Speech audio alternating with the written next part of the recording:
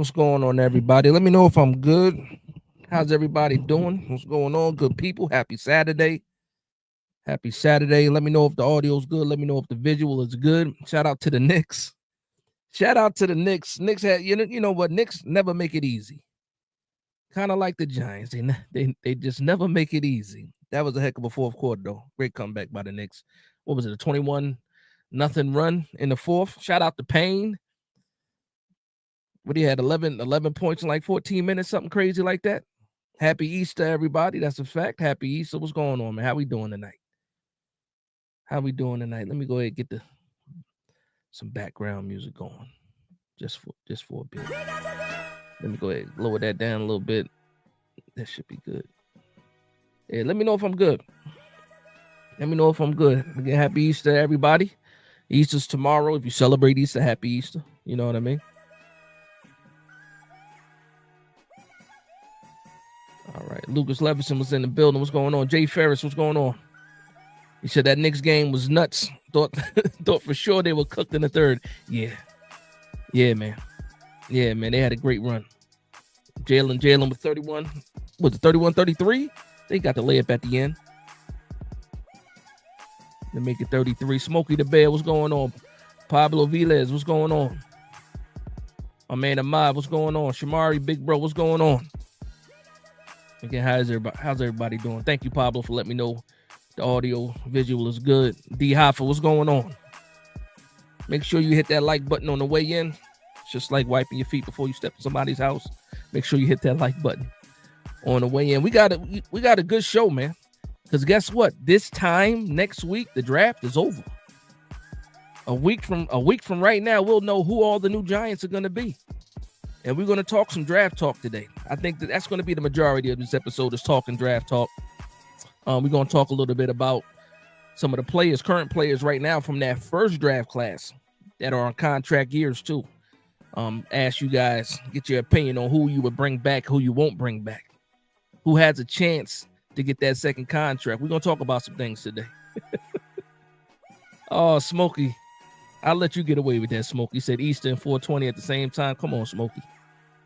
But guess what? It's in your name, Smokey. It's in your name. And I see it in your profile pic, too. It is what it is. Shout out to you. My man Xavier Anderson, what's going on? He said, let's go, Knicks. Yo. I watched in the beginning of the game, they had the nice run. It was 10-3. And then the Pistons came back. And then it was a tight game. And then that third quarter came. It was like an avalanche. And then the fourth quarter came in. Yeah, the energy was back in the building. Let me tell you something. When that last Payne before they took him out of the game and like a minute left, if he would have hit that last 3-pointer, the freaking arena would have went crazy. They would have went crazy. Shout out to Luann. What's going on, Luann? Yeah, the Knicks won. Shout out to my man Jay Faris. Fareeze with the $10 super chat. He says, I'm so sick of all these ninjas jaw jacking this NFL draft. It's tiresome. I'm open to anything now, even Milroe. Russ will be a disaster, just saying. That's what, yo. It's funny that you say that, man, because I've been getting beat up, man. It's been a long fight. It's been a long 4 months, this draft process. It's been a long 4 months fighting every day. We're right up against it right now, right? We're right up against it. And I hear you, man. I'm sick and tired of the day-to-day. I want this draft to get here and be over with, man. I needed to be over with. Yeah, that's a fact though. But yo, I'm gonna say this, man, because we're gonna talk draft tonight anyway. But I just want to say this about the whole Milroe thing, the whole Dart thing. Last year, people kept saying, "Oh well, Penix will be there. Bo Nix will be there. Penix will be there in the second. JJ McCarthy will be there in the second." And every year you see things change.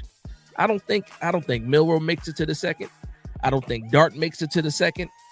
Like, these guys might be gone before we even get a chance to even try to trade up for one of those guys, man. For me, if you don't get the quarterback at 3, you're probably not getting the quarterback till Kyle McCord falls in your lap in maybe the 4th or 5th round. And they even talking about Kyle McCord going earlier, like day 3, and that's crazy to me. I like Kyle McCord too, but that just goes to show you the value of the quarterback. But still, who was it? I was watching somebody's mock or reading somebody's mock. Might have been Chad Reuter. on NFL Network or NFL.com. He had us taking Tyler Shaw in the 3rd round. I'm like, come on, or Tyler Shuck. Come on, man. I'm not trying to do no Tyler Shuck. Not at all, man. Not at all. Shout out to my man Wells in the building. Says salute, Big Dash. Much respect. Gonna be a fun Thursday. Yeah, it's gonna be fun. To say the least, it's gonna be fun. It might be a funeral or a celebration come Friday morning. Still debating whether or not if I'm gonna call out of work or not. We'll see what happens. We'll see what happens. I might have to call out. Shout out to my man Coach Ed in the building. I'm gonna get back to yours, Beast. He says, Coach Ed, peace and blessings, Dash. What's going on, Coach? Peace and blessings back to you. My man NFL Beast of the East. He said, how come no one is talking about Chauncey Golston? Can't he plug in next to Dexter? Listen, yes, he absolutely can. But you still need another defensive tackle. But no, Chauncey Golston is not getting enough love. Again, how we got him is how we got him.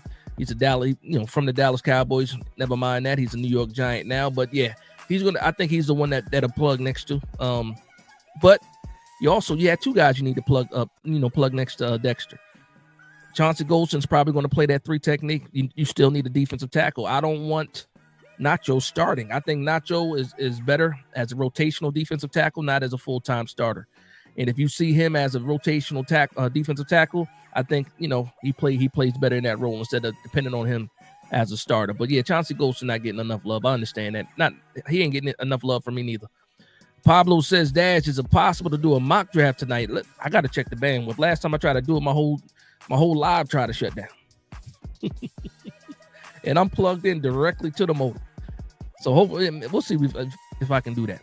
We'll see. My man Big Dog says no to Shuck. Nah, that's a fact. He says no to Shuck. And how do you pronounce his Shuck? How do you get the CK sound out of GH? People just do whatever they want now. Tyler Shaw is what I thought his name was. And everybody's saying Tyler Shuck. I don't know how you do that. How do you just create sounds? It does not make sense to me. Sleety said it's going to be both. Don't worry. Talking about the funeral and the celebration on Friday. Yeah, depending on which way you're leaning. Like, depending on what you want the Giants to do at 3, it's either going to be a celebration or a funeral. That's how I feel about it. Leo Luca, what's going on? He says, hey, Dash, what's up? Happy Saturday. Happy Saturday to you. Unpopular opinions. What's going on, NYG? He said, what's good? Big Dog status. He says, I'll take Talik Williams in a second. Listen, I'm doing my final mock draft, right? I'm doing my final mock draft. I'm not using the mock draft simulator. I should be dropping that on Monday. It's going to be a little bit different from a lot of these other mock drafts that people have been doing. Again, I'm not doing a mock draft simulator. But yeah. So stay tuned for that. That should be dropping on Monday if I don't drop it tomorrow, depending on what time I get all my graphics and stuff done. He says, let's see. My man Brian, what's going on, Brian? He says, bro, anniversary is Wednesday, draft is Thursday, and baby girl headed to senior prom Friday. Life is good. You know what? Congratulations to the baby girl going to the prom. Congratulations on your wedding anniversary. And we all ready for this draft come Thursday. That's a fact. Hopefully we can send baby girl off to the prom on Friday with a new quarterback. Hopefully that Friday we got a quarterback. That's a fact. TD Midas, what's going on, bro? Because the more they hate on Shedeur, the more I think Giants taking them. Let me tell you something. I was in a dark place 2 days ago. Maybe it might have been yesterday. I was in a dark place, man, where I was like, you know what? I almost let them win. I almost let the Shedeur haters win. Sounds crazy, right? Almost let them win, but nah, it is what it is, man. Listen, you know what? We're going to get into this. I'm going to get to these comments in the section, but we're going to get into this because I put out the video early this week. And let's Abdul Carter, the Abdul Carter and the Lawrence Taylor comparisons. People been giving me smoke about that. I thought it was universal across the board for all New York Giants fans. I have no issues. With Abdul Carter shooting for the stars, putting up pictures of Lawrence Taylor, hashtagging 50. I got no issues with the prospect doing that. I got problems with Giants fans trying to throw that Lawrence Taylor label on the kid already. We gotta pump the brakes with that. Listen, I wish that kid the best, and if he is a New York Giant, I hope he does become Lawrence Taylor like, because there will never be another Lawrence Taylor. Let's understand that. We're talking about the best that ever did it, the best defensive player ever in NFL history. Ever. Come on, pump the brakes with that. Pump the brakes with that. But yeah, man, I thought it was universal across the board. I got Giants fans telling me, "Oh, you shouldn't say that as he's just trying." I'm like, listen, I don't care how he feels. I don't care. You guys are saying this because you know what? He might be a Giant.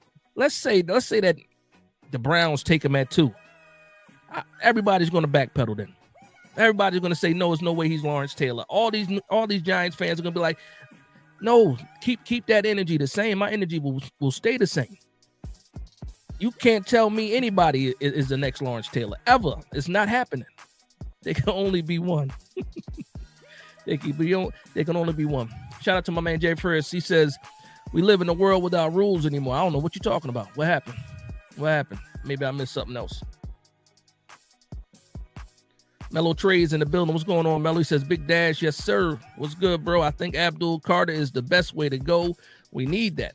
A lot of people feel the same way that you feel. I think, listen, guy's a good prospect. He's a fantastic prospect, and I'm pretty sure he'll bring a lot to the New York Giants defense. He ain't scoring no points, though. He ain't scoring no points. It is what it is, though. That's a fact. Jay Ferris says also Joe Shane, not Joe Shane. Joe Shane gonna do something crazy. You know, I don't think he's gonna do anything too crazy. Listen, the one thing that I think that we know is that the choice is gonna be between Abdul Carter and Shedeur Sanders. I don't think the Cleveland Browns throw a monkey wrench in the game and skip out on Travis Hunter. I think they absolutely go with Travis Hunter. The way that their GM was talking about Travis Hunter, he likes him more as a wide receiver than a cornerback. Probably because he already has, some decent cornerbacks in the building already. But they need a spark on offense, just like the Giants needed a spark on offense. They got Jerry Jeudy, I understand that, but Jerry Jeudy ain't Travis Hunter. So it's funny how all these different GMs, view Travis Hunter. Because if you look at Joe Shane in his presser this week, when he was talking about Travis Hunter, you can tell that he kind of wants him to focus on one thing more than the other two. And we already know that Travis Hunter, he wants to play both ways, period. He doesn't care what team drafts him, but he said, if you draft me, I plan on playing both sides of the ball. So he's already giving you guys, the ultimatum. If you picking me, I'm playing both ways. Shout out to him, though. My man Leo Lucas says, I'm throwing a party on Thursday, not my Giants Skywalker 77 jersey. That's what's up. Oh, got my Giants Skywalker 77 jersey. That's tough. Phil, I'm high on Talik Williams myself. I think he'll be there at 34 for sure. And then he says, of course, after Sanders at 3. Nah, it is what it is. That's what I'm trying to do. Okay, here we go. An NFL Beast of the East says, how soon do you think the Giants will draft someone to running back, considering they brought in 6 and 7 running backs? Oh, yeah, on the 30 visit. Yeah, I think they have to draft a running back. Obviously, we have Tyrone Tracy. We got Devin Singletary still. You got Turbo, Miller, Eric Gray. It's a lot of bodies back there. It seems like it's crowded, but we really don't have anything solidified. As far as money goes, Devin Singletary is making the most money. Tyrone Tracy is most likely the starter, but you still need a thumper in the backfield, in my opinion. You need that between the tackles type running. Not saying that Tyrone Tracy can't do it. Devin Singletary can do it a little bit, but we don't have that consistent thumper on the roster right now, and I think that's what we're missing. So it just depends on, who's available when they're picking. That's how soon the New York Giants. I don't think they touch a running back in the first 2 rounds. Well, obviously not the first round. I don't think they touch a running back in the second round. When you get to round 3, depending on who's available, you might start seeing some running backs fall. Like that, was it the 99th pick? Might be a running back. It could be Devin Neal. It could be Damian Martinez from Miami.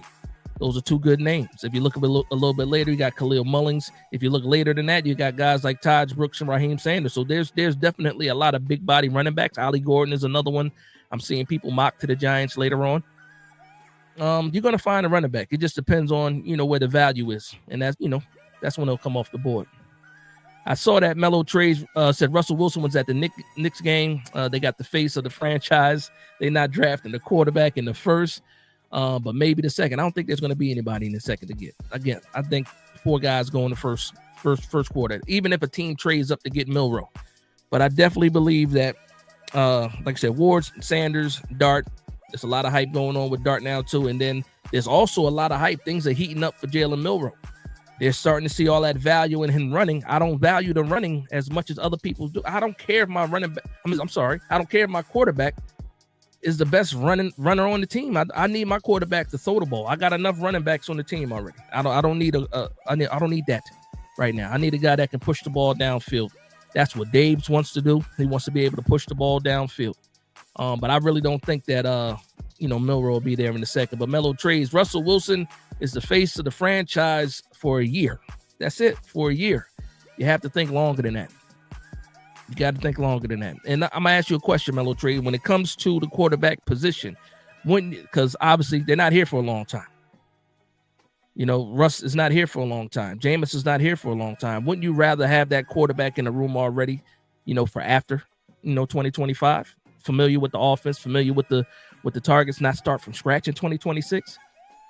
And then when you're looking at the guys that are going to be available in 2026, you're looking at Nussmeier, who I'm high on. I think he's the number 1 quarterback right now in college football.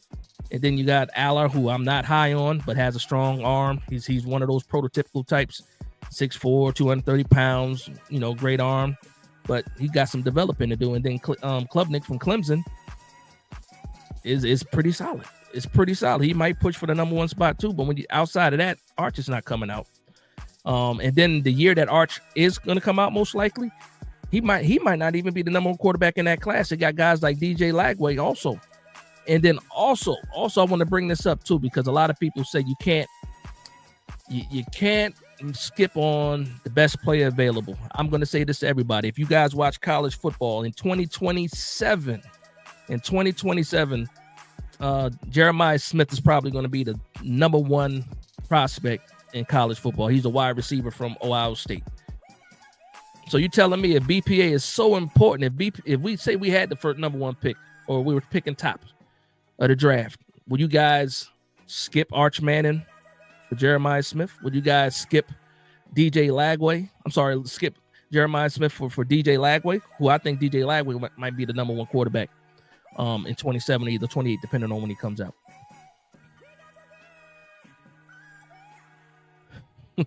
Sleazy said, I'm one of them haters. You one of them haters. Oh man. He said Russell Wilson is one of your saviors. Y'all letting him have it, man. My man TD Midas says, Sleazy, you the problem. Listen, it is what it is, man. Listen, we throw jabs in the chat. Keep throwing them jabs, man. Keep throwing them jabs, but keep it friendly. It's all love in here. We all Giants fans. Keep it nice, but throw them jabs, man. Big Dog Status says, man, they can get a decent edge in the later rounds. That's a fact. There's a lot of edge rushers. You know who's a sneaky pick at 34? James Pierce, the edge from Tennessee. 4'4", 40. 6'4", 250 pounds. Nice. Stronger than what he looks, because he looks like he has a slim build. Kind of looks like Brian Burns, actually, when you look at him. But he's another guy that's an edge rusher that could be there at 34 too. And there's some guys that are later on in the draft that you can get to. For me, it's always going to be the quarterback over everything, though. My man, Unpopular Opinion says, I'm with you, bro. Carter is LT and Shedeur is Daniel Jones. Yeah, that's crazy the way they be saying that, right? It's crazy how they say that, right? So Abdul Carter is automatically Lawrence Taylor, but Shedeur Sanders is Daniel Jones. It's crazy. It is what it is. They said you can't wait 6 years. You think they would give Shedeur Sanders 6 years? The same way they gave Daniel Jones? Absolutely not. They can't do that twice. If we were to draft Shedeur Sanders, they're giving him 2 years max. And I'm just talking about the fan base. I'm not even talking about the team. I'm talking about the fan base is giving him 2 years max. Some people are not even going to give him that 2 years. They might give him 1 year, and it's probably going to be what? If he steps in for Russell Wilson, if we draft him?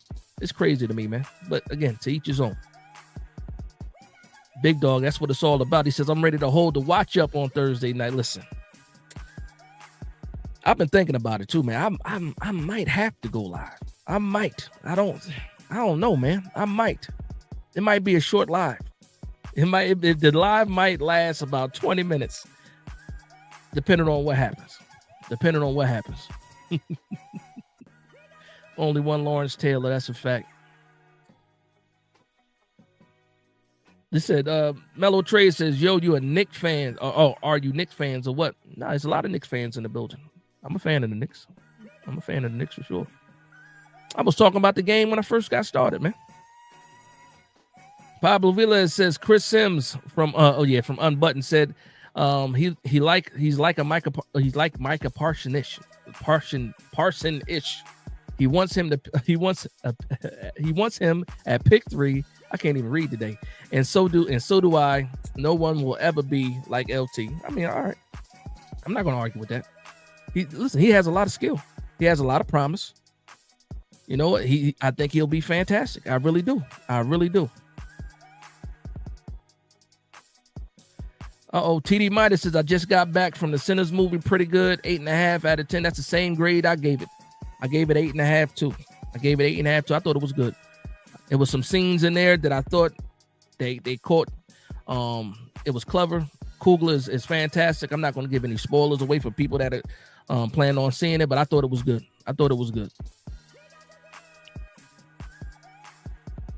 Off Broadway, what's going on off Broadway? He says Joe Shane plays it safe. Draft times comes around and his pressure, his pipes been seasoned. Listen, he might listen. One thing that Joe Shane does, he's usually pretty honest. When what he in his pressers. He usually tells you exactly what he's thinking, and it's up to us whether to believe it or not. Last year, I didn't believe what he was saying. This year, he pretty much didn't give us much to go off of. So I don't know. Well, he did say this. He said he doesn't feel the pressure of having to draft a quarterback. He said that. He said, what was that, Tuesday? He said that. And not just going quarterback in the first round. He's talking about in general. He doesn't feel the pressure of having to go for a quarterback.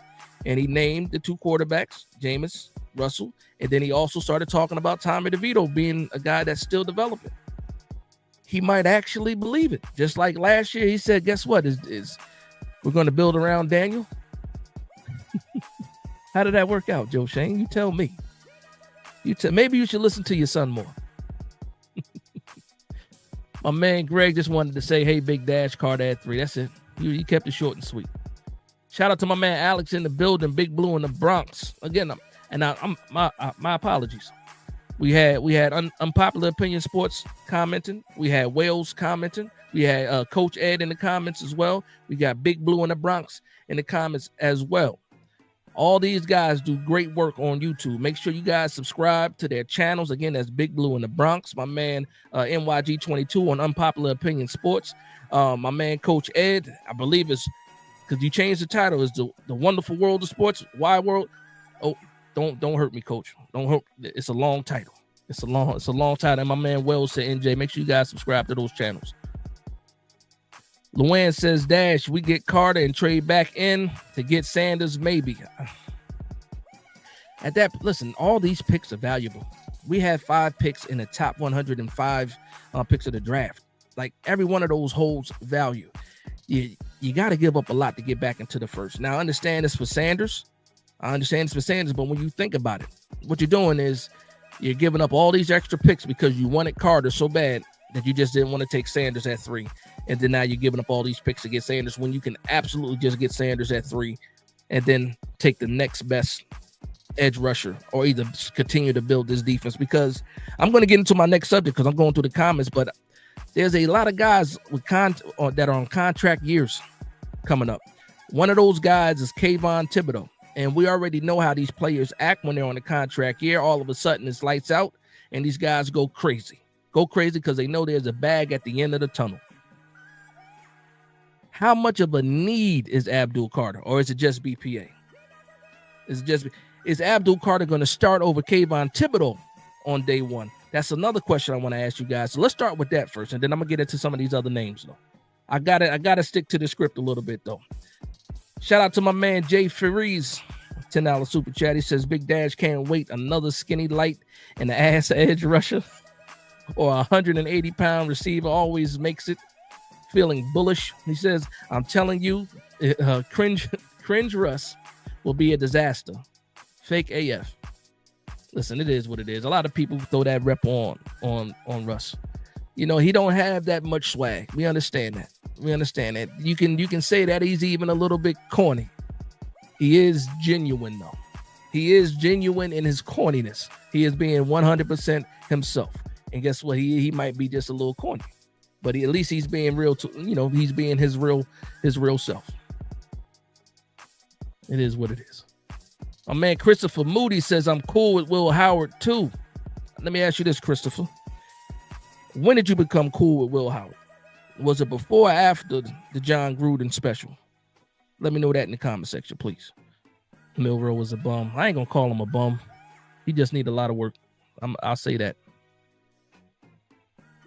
TD says Russ ain't been the franchise for 10 years. Yeah, nah, I feel you on that one. Shout out to my man James in the building to let you guys know. Hit that like button, man. Hit that like button, please. Let the algorithm know we in the building. My man KC legit says, I hope we don't draft the tight end. I saw that too in some mock drafts too. What is it? Harold Fannin. I saw that. I saw somebody have us take Colston, the tight end from Michigan, in the second round. Are you kidding me? You don't take Theo Johnson and you took Daniel Bellinger, you signed Chris Manhertz, and then you got Greg Dulcich. You don't do all that and then draft the tight end at 34. Are you kidding me? I've seen that though. It's crazy to me. Pablo Villas says Martinez or Thibodeaux. That's tough for me. I like Martinez more. I think it gives you a little bit more, but Thibodeaux is a dog. Thibodeaux is a dog, and wherever he goes, he's going to give you some value for sure. Because he showed me a lot in that bowl game that he can affect the receiving game and the passing game as well, and he got extra points for me for that. I'll say that about Thibodeaux. He'll make somebody happy. He'll make a fan base happy for sure. Christopher Moody talking about DJ Lagway. That's a quarterback from Florida. Says DJ Lagway is a dog. Yeah, he might come out in 27. Same time as Arch, man. That's going to be a battle to look forward to, man. Nico, you could have thrown Nico on that list too. The guy from Tennessee that just left Tennessee with the whole NIL money drama and stuff that's going on. He was another guy to add to that 27 class. That 27 class is looking like it's going to be, similar. Possibly, a lot of games still have to be played, but it looks like it might be similar to that 24 class if all these guys go. Smokey agreed. Says DJ Lagway versus Manning gonna be crazy this year. That's a fact. That is a fact. Coach Ed says, and it's Coach Ed Gladney's Amazing World of Sports. There it is. Make sure you subscribe to Coach Ed. He says, if we're talking QBs next year, what about, come on, Coach. And I see you got the laughing emoji. I'm glad you did that because we already know how much you love Rutgers. Yeah, nah, I'm not touching that quarterback at all. Pause. Nope. Shout out to Ronnie in the building. Oh, man. New York State of Mind was good. Ron Bees was good. He says, Chris Sims is a Giants hater. You know what? He claims to be a fan. I mean, I'm pretty sure he's a fan. He grew up in New Jersey. His father is Phil Sims. You know what I mean? I just think I think he's overthinking it. That's what I think is going on with Chris Sims. And it's funny too because we've been in this process for 4 months evaluating these prospects, right? And I think it's almost what they call it, was analysis paralysis or paralysis by analysis, something like that. It's one of those phrases. And I think people are like overthinking things now. Get the quarterback, man. There has not been a game played since February. And we've seen a roller coaster of just all these analysts and draft analysts just all over the place when it comes to players now. That goes to show you during these seasons, they're not watching these players. They're not watching these players until the season's over. I don't blame them for that. They're busy. James Williams says, Big Dash, they might give Sanders 6 games and pull him after a pick. You mean do you mean Russ or you mean Sanders? I think you mean Russ. You let me know for sure. Colin Redmond says Sims thinks every edge rusher is top tier because they abused him for his years in the NFL. He hasn't gotten an edge right yet. Chris was the one that got his spleen lacerated or something like that after a hit, right? If I'm not mistaken. Tampa Bay. I think that was like a liver laceration or something like that. He got hit so hard, man. So maybe. James says Chris Sims doesn't evaluate QBs properly. We got to get to this Kayvon stuff though. So hold on. Did you guys start? Let me get back. Let me get to the bottom. We start talking about. Oh wow, I'm way behind. Good Lord. No, I'm only 4 minutes behind. It is what it is. D-Illa, what's going on, D-Illa? Another Giants content creator. Shout out to my man D-Illa. Make sure you guys subscribe to D-Illa. Always giving us that good content as well. Man, Demir, this is a point that a lot of people are making. I think all the edge rushers can get on the field at one time. Now that was something that a lot of people are using, as a, I guess, as an extra to getting Abdul Carter. You can have all those guys on the field at the same time. You can have packages like that. I don't think it'd be often where all three of those guys are at the same. One of those guys has to play off-ball linebacker, and that would be Abdul Carter, in my opinion, because Tibbs can't do it, Burns can't do it. But guess who did it in college for 2 seasons? Abdul Carter. And then maybe you blitz them on third down. It's not impossible to get all these guys on the field. It is what it is. See, I got it right though, Coach. I got it right. I got it right.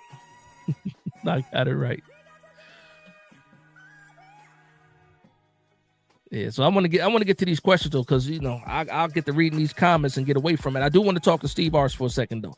He says Detroit basketball, he said, F out of here. Bad boys basketball ain't been played in Detroit since the 80s. Talk your talk, Steve. Talk your talk, man. Steve Arce also says respect the captain, number 11. I got you. My man Dwayne Merck, what's going on, Dwayne? Dwayne, you be here, then you're not here, then you be here. Hope everything's going good with you, brother. He says Chris Sims isn't a Giants hater. He's a black quarterback hater. Is that what it is? I thought he liked Penix last year. I thought he was a fan of Penix last year. You know what? We'll see what happens. We'll see what happens. Shout out to my man Joseph Wilcox in the building. $5 super chat. He says, come on, man. Chris Sims is no Giant hater. He said, if he is, then the Giants creator Authentic must be also. Oh, you saw what Authentic was saying about Sanders. Yeah, I saw it too. I'll go back and forth with Authentic a little bit about it. But let me tell you something about Authentic. Authentic will not say anything without doing the research. Shout out to Authentic in the beard. Did you guys see the Bleacher Report mock draft that they did? They had, NFL content creators that, normally post on Bleacher Report. Was it Thursday? Was it Wednesday or Thursday? They did a mock draft. Authentic was representing the Giants, and he took Abdul Carter. He took Abdul Carter for the Giants. Sure did. Now that's my guy though. Tyrone says Authentic turned me off, but I still check him out occasionally. Nah, Authentic is cool, man. He's cool, man. Again, that's a guy that does the research. He digs into the analytics, and he builds his responses off of that for sure. C. Sanders says Sims was never as good as his day. All right, listen, I got to get to this stuff. So I'm going to ask you some questions. All right, we got contract years coming up. I got to get to this stuff. We got contract years coming up. That first draft class of Joe Shanes and Brian Daboll's. The guys that are left, we got McFadden, we got Wan'Dale Robinson, we got Ezeudu, we got Neal, we got Tibbs, right? We also got Dane Belton. All these guys are in contract years. Two guys got option to get a 5th year. Two guys can possibly get their 5th year option, taken. So it's Tibbs and it's Neal. Both have 5th year options. I think Neal obviously is not going to get his 5th year option picked up. Tibbs, there's a possibility that he gets his option picked up, but it all depends on what happens in this draft, in my opinion. But these guys are all in contract years, right? So I'm going to list these guys out, right? We got McFadden, Wan'Dale, Belton, Ezeudu, Neal, and Tibbs. Out of those guys, who gets another contract for the New York Giants? Again, it's Micah McFadden, Wan'Dale Robinson, Dane Belton, Evan Neal, Kayvon Thibodeaux. Oh, I forgot somebody that's on my list. Also, Joshua Ezeudu. So you guys, Cordell Flott too. I'm bugging. Cordell Flott too. these guys are all have contract years. Who are you bringing back out of that group, man? Out of that group. Shout out to my man TP Way the Giant. He says, peace dash and chat, nothing like a stream while cleaning the kitchen. Got to keep the kitchen clean, man. Got to keep the kitchen clean. You got to have them husband duties, brother. Got to have them husband duties. Me too. But again, another Giants content creator in the building. You know what? My guys, anybody, any one of y'all, right? Any one of y'all, the Giants content creators that's in the chat, because I got some topics I want to talk about, and I want to let me know if y'all want to be on the show right now. I'll send you guys a link, because I want to talk about these contract years. I want to talk about the positions of need in the draft and what order people have. And I you know what? Let's get a powwow going, man. Let's get a quick round table before the draft, man. Let me know, anybody. All right, TP say let's go. I'm taking you away from cleaning the kitchen. I'm pretty sure it's gonna be all right though. I ain't gonna hold you for too long. Pause. Give me a second. I'm gonna go ahead and send this to TP. Go ahead and get that. Bear with me just a second so I can get this sent over.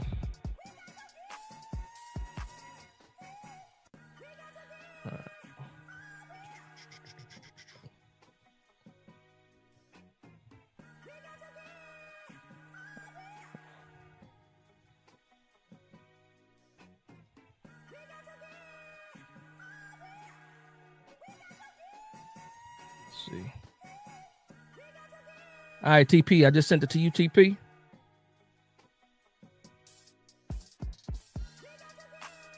All right, so I'm popular. I'm gonna send you the link. You said like 15 minutes. All right, I'm gonna send you the link too. We're gonna get you guys in here, man. Pause.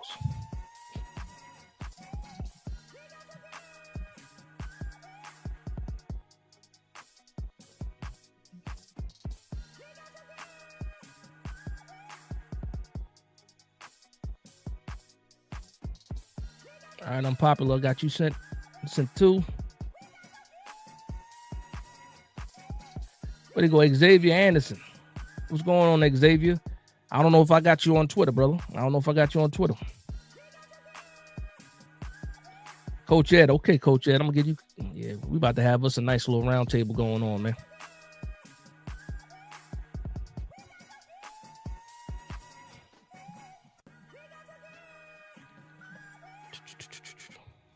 Right now, we can just vibe to the beat for a second while I get these guys in here.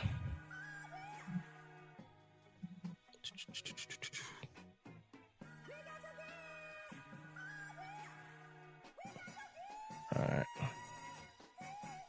We're going to have us a nice little powwow going on. Coach Ed, I sent it to you too, Coach. All right. And then if I miss anybody else, again, Xavier, I don't know if I got you on I don't know if I got you on the on Twitter. All right. So when these guys start to jump in, I'm gonna just put you all up.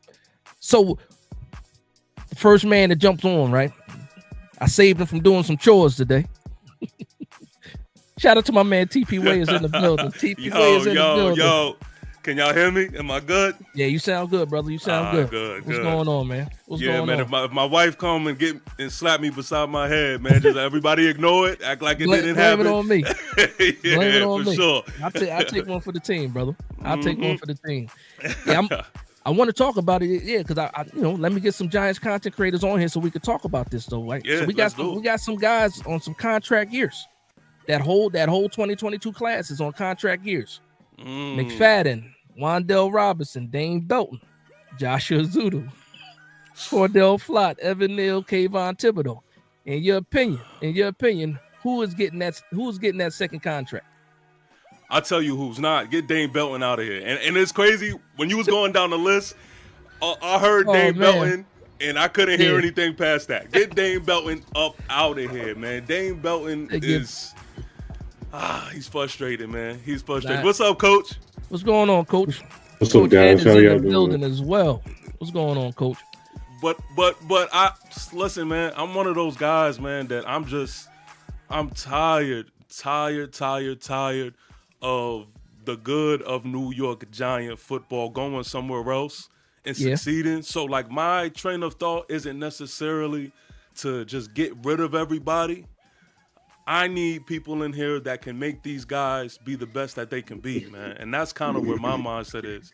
But just off that list alone, you know, I'm done with Dane Belton. Who else did you name? Wandale, I'm cool with. I know he's kind of received some slack and people's kind of, you know, turned off from him. But I really do see a skill set in Wandale that I think we could utilize, man. And he's another one that I feel like if he goes somewhere else, he's gonna look different. And we're going to be like, yo, come on, man. Why was it? Yeah, so. Look, well, I'll say this about Wandale. Wandale got a lot of targets last year. He got a lot. He got so many targets, but the yards didn't match up. Mm-hmm. He was catching the ball and falling down and catching. I don't know what was going on. He was averaging like 3 yards a carry. 3 yards, reception. So 140 targets for Wandale. That's crazy. That's crazy. So now my next question is this, though, because the important part is we got a draft coming up, right?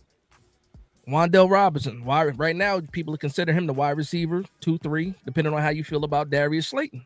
Right. Do we take a wide receiver in this draft, knowing that possibly Wandale Robinson might not come back? How do you guys feel about that one? Because I'm going to go down the list. So, Coach, I'll let you answer first, and then I'll piggyback off you. First, I think there's going to be 3 players that are going to be given contracts. Okay. Tibbs, Wandale, and McFadden. That's it. As far as receivers, yes. There's plenty of receivers. You can get a receiver in the 7th round.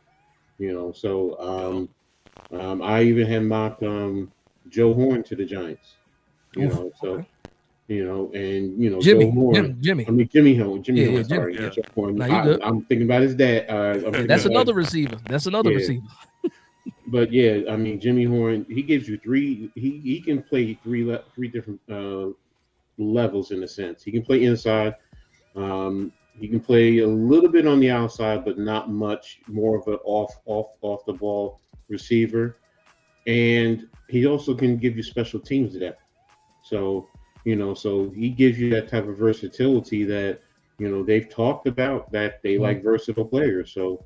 In the draft, you can definitely get you receivers, all the way to me, all the way to the 7th round. Yeah, it's a deep class for wide receivers, depending on what you're looking for. Like, obviously, when it comes to wide receiver 1, it's a handful of those. Really, they're probably gone by the 2nd round. Maybe, yeah, absolutely. But if you're just looking for a wide receiver 4, 5, possibly, they're all over the draft. They're all over the draft. I'm going to get to TD Midas. He says McFadden, Wandale, and KT are the guys that he's saying they get a contract. But going off of that, somebody had put trade Tibbs. Pablo says trade Tibbs for draft picks. Oh, yeah, draft picks or picks. So he wants, a draft pick or picks. That's a good question. My deal with Tibbs is this. I don't want to keep on creating holes, right? Before we need to. He's already on a contract year. We might pick up his 5th-year option. And also, we don't even know if we're getting Abdul Carter. Because a lot of people saying this think we're automatically getting Abdul Carter. Yeah. I'll say this. And again, he's on the contract year, and these guys go crazy in contract years. There's a history of that. Yep. This is my deal when it comes to Tibbs, and hopefully Joe Shane has learned. If he's balling out, right? If he's balling out, but you do not plan on bringing him back in 2026, then you got to trade him at like the deadline. Then you trade him. That way you get some high value for him. But I don't think trading him in this draft is the way to go. Is the way to go before the season starts. But what you guys think about that? If trading Tibbs? Yeah, I just put out a video about Tibbs, man, because there's a lot of Giant fans, man, that I feel like they disrespecting Tibbs. Like, I understand some of the concerns that are aligned with him, man, but calling him things like a bust, he's trash, and all, I don't see that at all. And again, like, I know it looks crazy because I got the autographed jersey right here, so it looks like I'm this super Tibbs guy, but nah, it's just Tibbs is good, man. It's good, and I think that is a fair status. Was that the Browns game that you got the autograph from? Yeah, Tibbs? yeah, the Browns game. Okay, Yup, okay. I remember the seeing Browns the game. behind Yeah, the scenes. yeah. That's right, Yeah, behind the scenes. yup. So, That's dope. Yeah, I again, I'm gonna go back to what I said, man. I'm so tired of getting rid of guys, man. Getting rid of good guys, and then they're going somewhere. I mean, I think a lot of people have that short-term memory when it comes to Kayvon, man. I mean, he's a solid player, and if we do trade him, again, it has to be super duper calculated. It has to be, like you said, it has to be something that just makes sense. I know there's a scenario going around like in the draft that's coming up. The Panthers, they're looking for an edge guy. And so if you get somebody like a Carter and you want to trade up to get both Carter and Shedeur, hey, the Panthers are there. You know what I mean? But again, it just has to make sense for me. But overall, I don't want to get rid of these guys, man. Like a guy like Tibbs, it just makes no sense for me, man. He's good enough, man. Just think about how crazy that would be if the Panthers just traded us Brian Burns and we trade them back Tibbs. Yeah, that would be wild. That'd be crazy. Wild. But listen, I said I wouldn't trade Tibbs in this draft, but if it's to get Shedeur Sanders, that's what I'm saying. Then I'm in business. I'm in business with that. I'm in business with that. Here's my thing with Tibbs. Okay. And I think this is where some fans don't fully understand what you have with Tibbs. Now, I will say this. If you get another impact interior defensive lineman, you're going to see his game grow even more, and it's going to help Burns on the other side too, as well as Dexter. Because how do you block four guys in a pass rush situation, one-on-one? And if you're bringing a fifth person, then that means that everybody's getting one-on-one. If you keeping your offensive line in with no extra help with the tight end or a running back, and that's the thing that some people fail to see with Tibbs. Mm-hmm. Yes, he has his flaws, but every football player has their flaws. So it's what do you do? What do you put around or with them to help them be better players and minimize their flaws? And that's what it is. The biggest thing, we've been so spoiled as Giants fans that when we have pass rushers, we've always had four. When you really think about it, it's not usually three, it's usually four. And I'm going all the way back to the 80s. So it's that's what we have been used to. We don't have that right now. You put that fourth one in there, I will take Tibbs 8 times out of 10 against most of the tackles in this league. And that to me, that's good. That's a good percentage, and that will be good production. So what they do in this draft is key to me. In what you're doing with Tibbs. I'm keeping him, and I'm getting me another interior defensive tackle. That's what it's all about for me too. So the one thing for me when it comes to like Tibbs, and even when you look at Burns and you look at their production, right? People always talk about the what, they never talk about the why. I always say that. And how often do we play with a lead where our edge rushers can get after the quarterback? Can we stop the run so our edge can get after the quarterback? These are issues. And to your point, I need that defensive tackle, coach. Whether it's Tyleik Williams, whether it's Alfred Collins from Texas, Darius Alexander. There's guys out here. Harmon, I don't think Harmon makes it to the second round actually, but there's this defensive tackle class is dope. We got to get at least one. I wouldn't be mad at two. I'm with the double dip. I'm going to keep this conversation going with this contract here. So Cordell Flott. Yeah. He's not going to cost you any money. Is he worth bringing back? Yeah. Is he worth any kind of money as a depth piece in the secondary? What do you guys think about Cordell Flott? I gotta say yes, man. TP. I'll start with you, TP. I gotta say yes on this one, man, because see, what happens is, a lot of people look at it like, man, if one person go down, everybody goes down regarding the secondary, and they look at everybody collectively. And I know last year was a rough year as far as the corners is concerned, man. But Cordell Flott may have been the most impressive, man. And what I like about Cordell is his game is always, his trajectory is always going up. And you can see him getting better and better. I get a little frustrated when I see it, the opposite happen. And so with Cordell, man, I think he's a solid depth piece. Depth pieces, man, you're not giving them the same expectation that you would give your 1 and 2. And so I know and understand what Cordell is for us, man. And so, yeah, I'm definitely, trying to keep Cordell for that.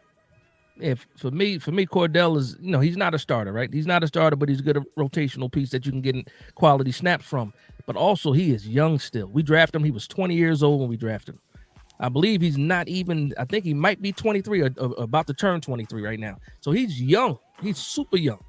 And for me, like when I think about Cordell Flott, there was a clip from the Bengals game where he was covering Jamar Chase, and he had good coverage on Jamar Chase for about 6 seconds, right? 6 seconds. Now that's long for a cornerback. It just so happens at 9 seconds, that's when the quarterback threw the ball. And Jamar Chase was open, but that just goes to show you how long these guys have to get the ball off. We're not getting to the ball, but listen, I like Cordell Flott. I don't think he's going to break the bank.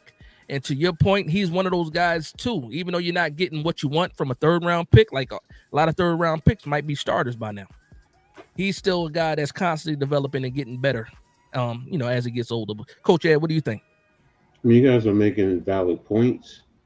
But, the question is, right now, is he a fourth or a fifth cornerback? That's really what it boils down to. Is he a fourth or is he a fifth cornerback? If he's a fifth cornerback, he's gone. If you feel you can get, a veteran guy to come in as your fourth cornerback, because you already know who your top three are. Yep. So that's the thing. Is he going to be your fourth? And then what does he give you on special teams? Because that's where he's going to have to, cut his teeth right now. Because if you're a fourth or a fifth cornerback, that means you're playing a lot of special teams. That's fact. If he's able to play special teams, then fine. You can give him a contract and affordable. Dash you the money, man. As long as I've known you, you are the money, man. It's about the money. We got to keep the cap healthy. We got to keep the cap healthy. We got another content creator about to join. My man, Unpopular Opinion Sports, NYG22. What's good? There you What's go. going on, brother? What's up? I'm gonna throw you right in. I'm gonna throw you right in. I ain't gonna let you get comfortable. Let's go. So we talking about guys on the contract year, right? Contract year. We got McFadden. We got Wan'Dale Robinson. We got Dane Belton. We got we got Joshua Azudu, which we really ain't talking about. We got Evan Neal. We got Kayvon Thibodeaux, and we got Cordell Flott, right? Out of those guys, out of that 2022 draft class, who's getting that second contract for the Giants? It ain't Wan'Dale Robinson. Okay. He gotta go. Okay. Wan'Dale Robinson got to go. I'm tired of Mini Mighty Mouse out there, with his 140 targets, going nowhere. I'm tired of him, and he, it's not like he's sure-handed. What does he do well? He's not a speed guy. He's not routing people up like that. He's not a guy that's gonna be able to get contested catches down the field or some type of red zone target. What value does he add? You know what I'm saying? Get him up out of here. Hold on. Before you switch, I got some pushback, right? I'm with you. Okay. I'm with you. One thing about Wan'Dale Robinson, when we got him, when we drafted him, it was all about what he can do after the catch, right? After the catch. I think, him having that a small catch radius is one thing that hurts him, but also ball placement matters too.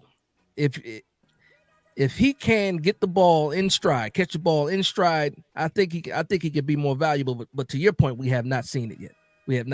But I'm just saying, we get better quarterback play. Who knows what these guys can turn into?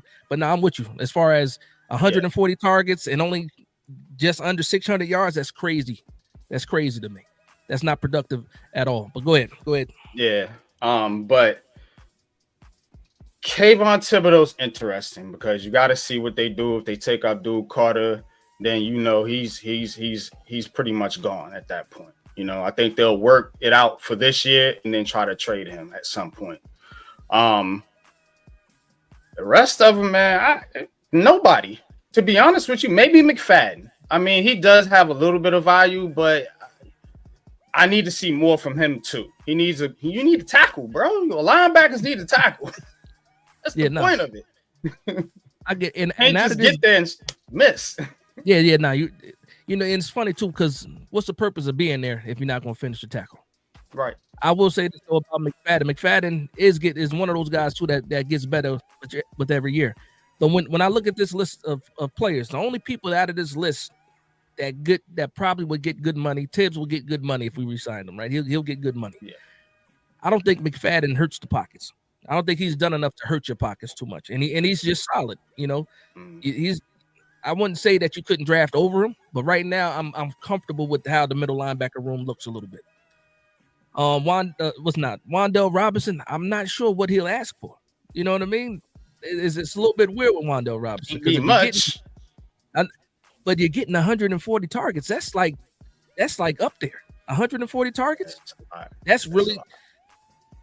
Listen, all those years we had Darius Slayton, he never got over like 100 targets. Like never. And what if Darius Slayton got 140 targets?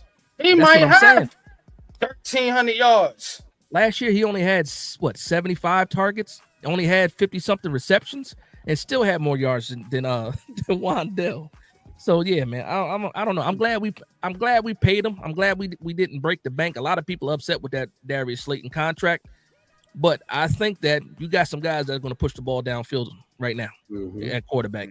And I think that a lot of Giants fans will see that value in Darius Slayton this year for sure. So yeah, so I'm going to switch it a little bit. Because I'm talking draft, and I know that's what you guys do. That's what you guys do. Positions of need, right? This is my positions of need. This is what I have ranked. Number 1, I have the quarterback. Number 2, I have defensive tackle. Number 3, I have offensive line. And number 4, I have cornerback. So that's what I have right now. That's my top 4 needs. I'm gonna go around the table. I'm gonna start with you, TP. Who you can give me? It don't have to be a top 4. It can be a top 3, top 2. What are your positions of need as far as what's your ranking for this draft? For this draft, I'm not sure how accurate I feel about my ranking, but I do know quarterback is definitely one. That is definitely one.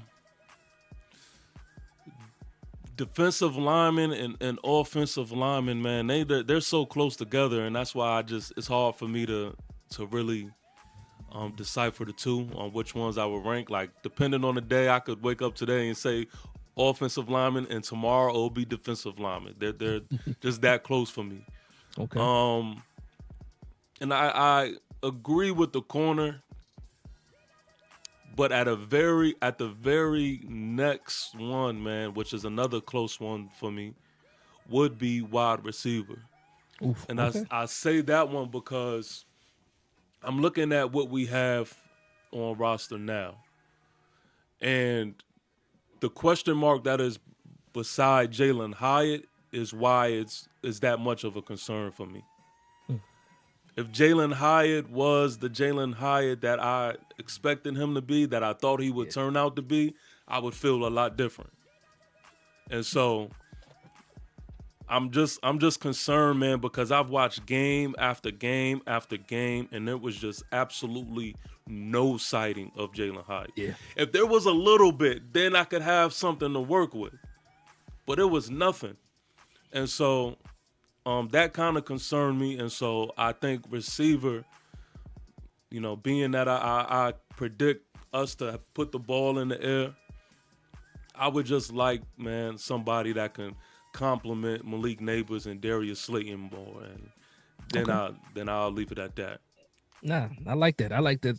For me, I don't have wide receiver in my top 5, but I can see us going after that because, well, again, Wan'Dale Robinson is up on the contract, but you got all these guys behind him. Like Jalen, like, what if Jalen Hyatt? What if you can get something out of Jalen Hyatt? Then the narrative changes. The narrative changes. But Coach Ed, what's your positions of need? What's the rankings you got for your positions of need? Again, it could be top 4, top 5, whatever you got for me. Top 2. And then also, I'm sorry, let me know in the chat as well what you guys think the top needs are for the New York Giants in this draft. Of course, ahead, Coach Ed. it's always going to be quarterback right now.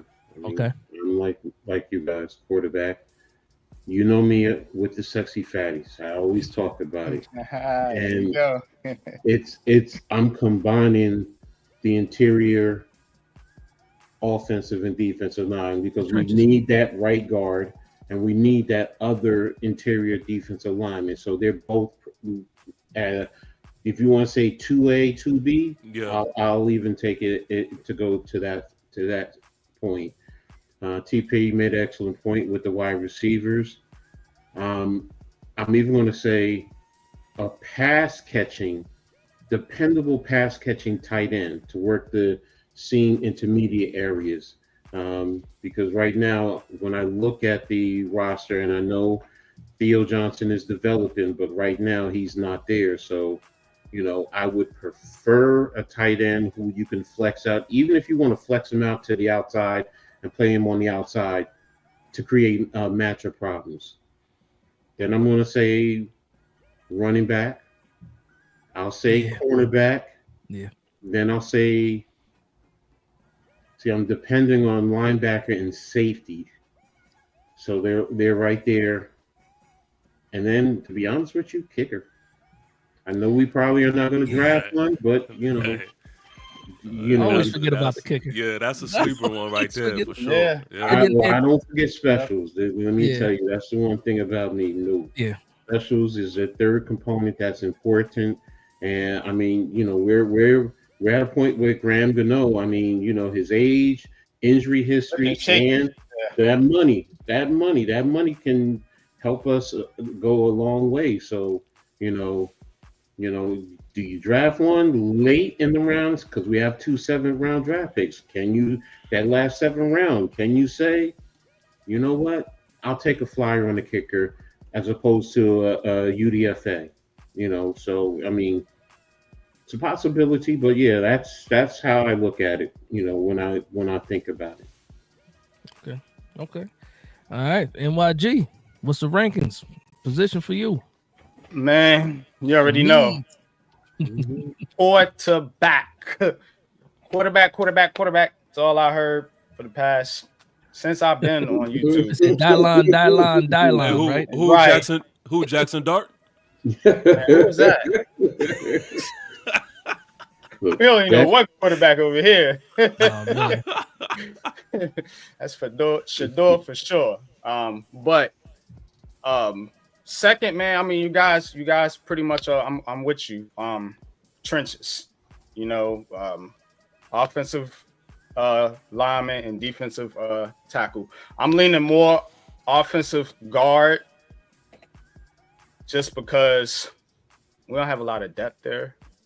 At least we got some guys at defensive tackle we can put out there. I mean, they might not be the best, but we got bodies, a little shaky on the offensive line, and got some injuries. Some guys is underperforming. You got Evan Nils and Josh Azudu's over there still. So I want to upgrade there first and foremost. So that, then defensive tackle. I'm going to surprise you here. I'm going to go running back. Okay. Because so many times we watch the Giants 3rd and 2, 4th and 1, and these little bitty running backs just bouncing off and they ain't going nowhere. I need me a Ali Gordon, a Cam Scatbo. You know what I'm saying? I need a big body back there to push the pass. No jet sweep on 3rd and 3. No jet sweeps. No. Going. I want to get to this point real quick. We don't need to push either. We're going straight through. I want to get to this comment right here from Host Sahara. He says, left tackle, the biggest position of need is depth at the most important position on the field. So he says left tackle, right? Now, my question to you guys, because I'm with this talk, right? I'm with it. The elephant in the room. There's a lot. Well, first of all, when we talk about the Giants, there's a lot of elephants in the room. When we talk about the New York Giants. Andrew Thomas, right? As good as Andrew Thomas is, he can't stay healthy to the point where even this year coming up, I don't expect him to see him for 17 games. I don't expect it. Yeah. And I've mocked Josh Connerly a lot. I've mocked a lot of offensive tackles in this draft. And I keep getting the question, well, is he going to start? Or are you going to put him at right tackle? No, I need him as a swing because Thomas might go down. I'm almost like 75% sure that he might go down. So how do you guys feel about the tackle spot? I know we brought in Hudson from Cleveland, who can be a swing tackle. I believe that's a 1-year deal. And then we brought in Forsyth. I think he's a camp body. He might make the team. So I'm gonna ask you guys, how big of a problem is the Andrew Thomas injury thing with you guys? Are you worried about it or you're not worried about it? I'm gonna start with TP. I'm petrified. I am petrified, and that is the main thing, man. Because everybody keeps saying in for defense is like, oh, when we had Andrew Thomas, we was this. Okay, yeah, that sounds good. That's a nice little jab to use if anybody's coming at us talking about our offensive line. Like I like what Jermaine Illuminor did on Twitter, and he was just like, yo, don't forget, that's cool. Yeah. But all right, but let's talk about the likelihood though. Like let's talk about the reality of the situation. Is he gets hurt. He gets hurt, man. And when he gets hurt, things go bad. And so that's a true concern, man. And we're just going by history. We're going by what we know. Is that this happens quite some time, man. So that is definitely a concern for me, and we need to address it. Because nobody that we picked up so far for me, it's like, okay, all right, I feel comfortable now. Nah. So yeah, we got some guys that we picked up that didn't cost a lot of money. First off, and then it's not. I don't think it's the answer behind it. Coach Ed, what do you think about the Andrew Thomas? Does it scare you how often he's injured?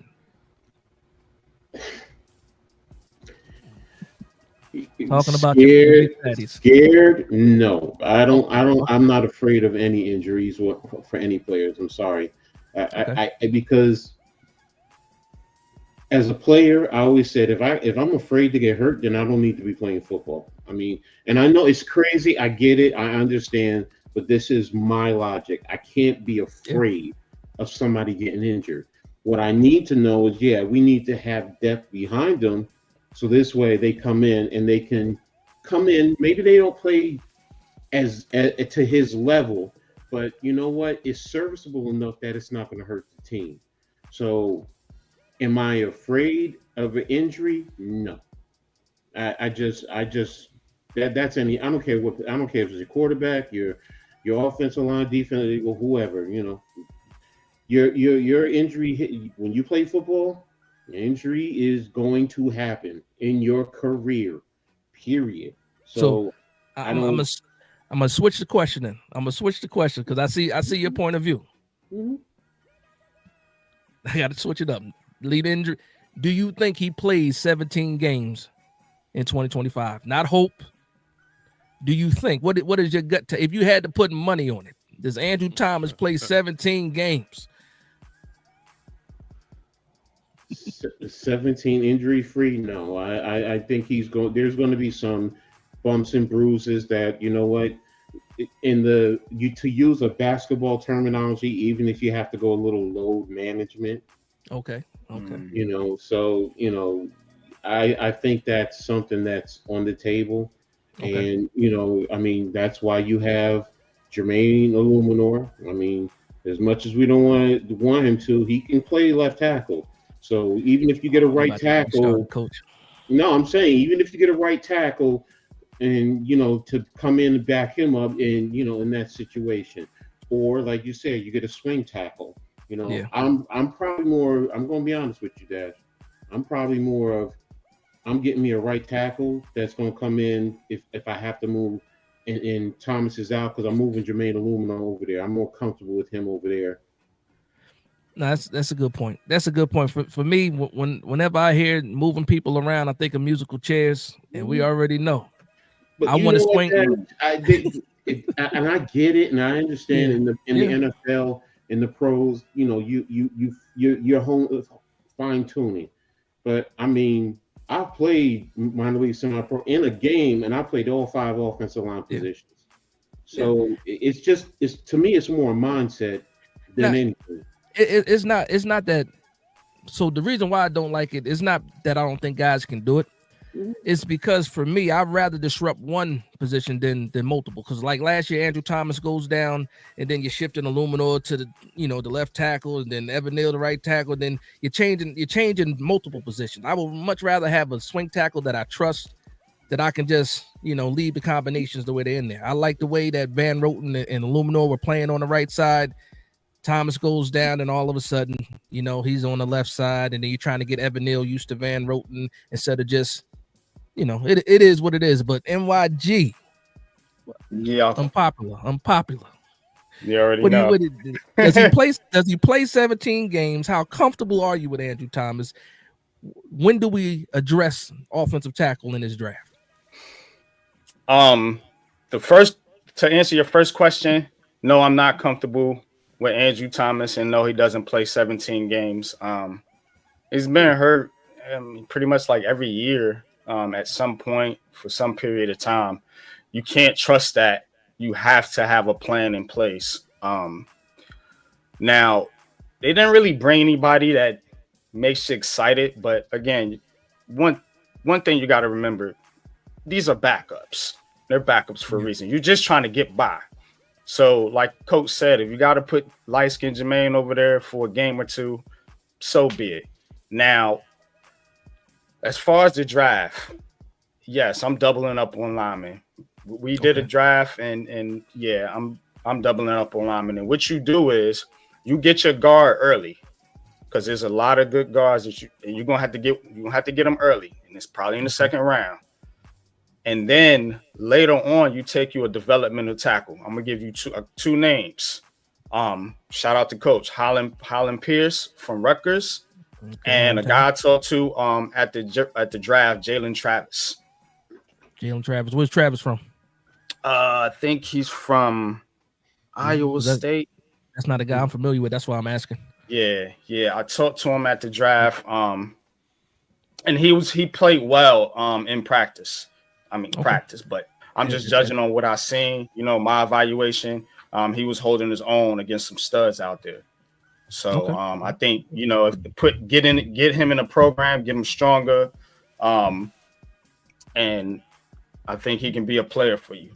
And that's somebody you can get in the 7th round, maybe be undrafted. But I think that's what you got to do.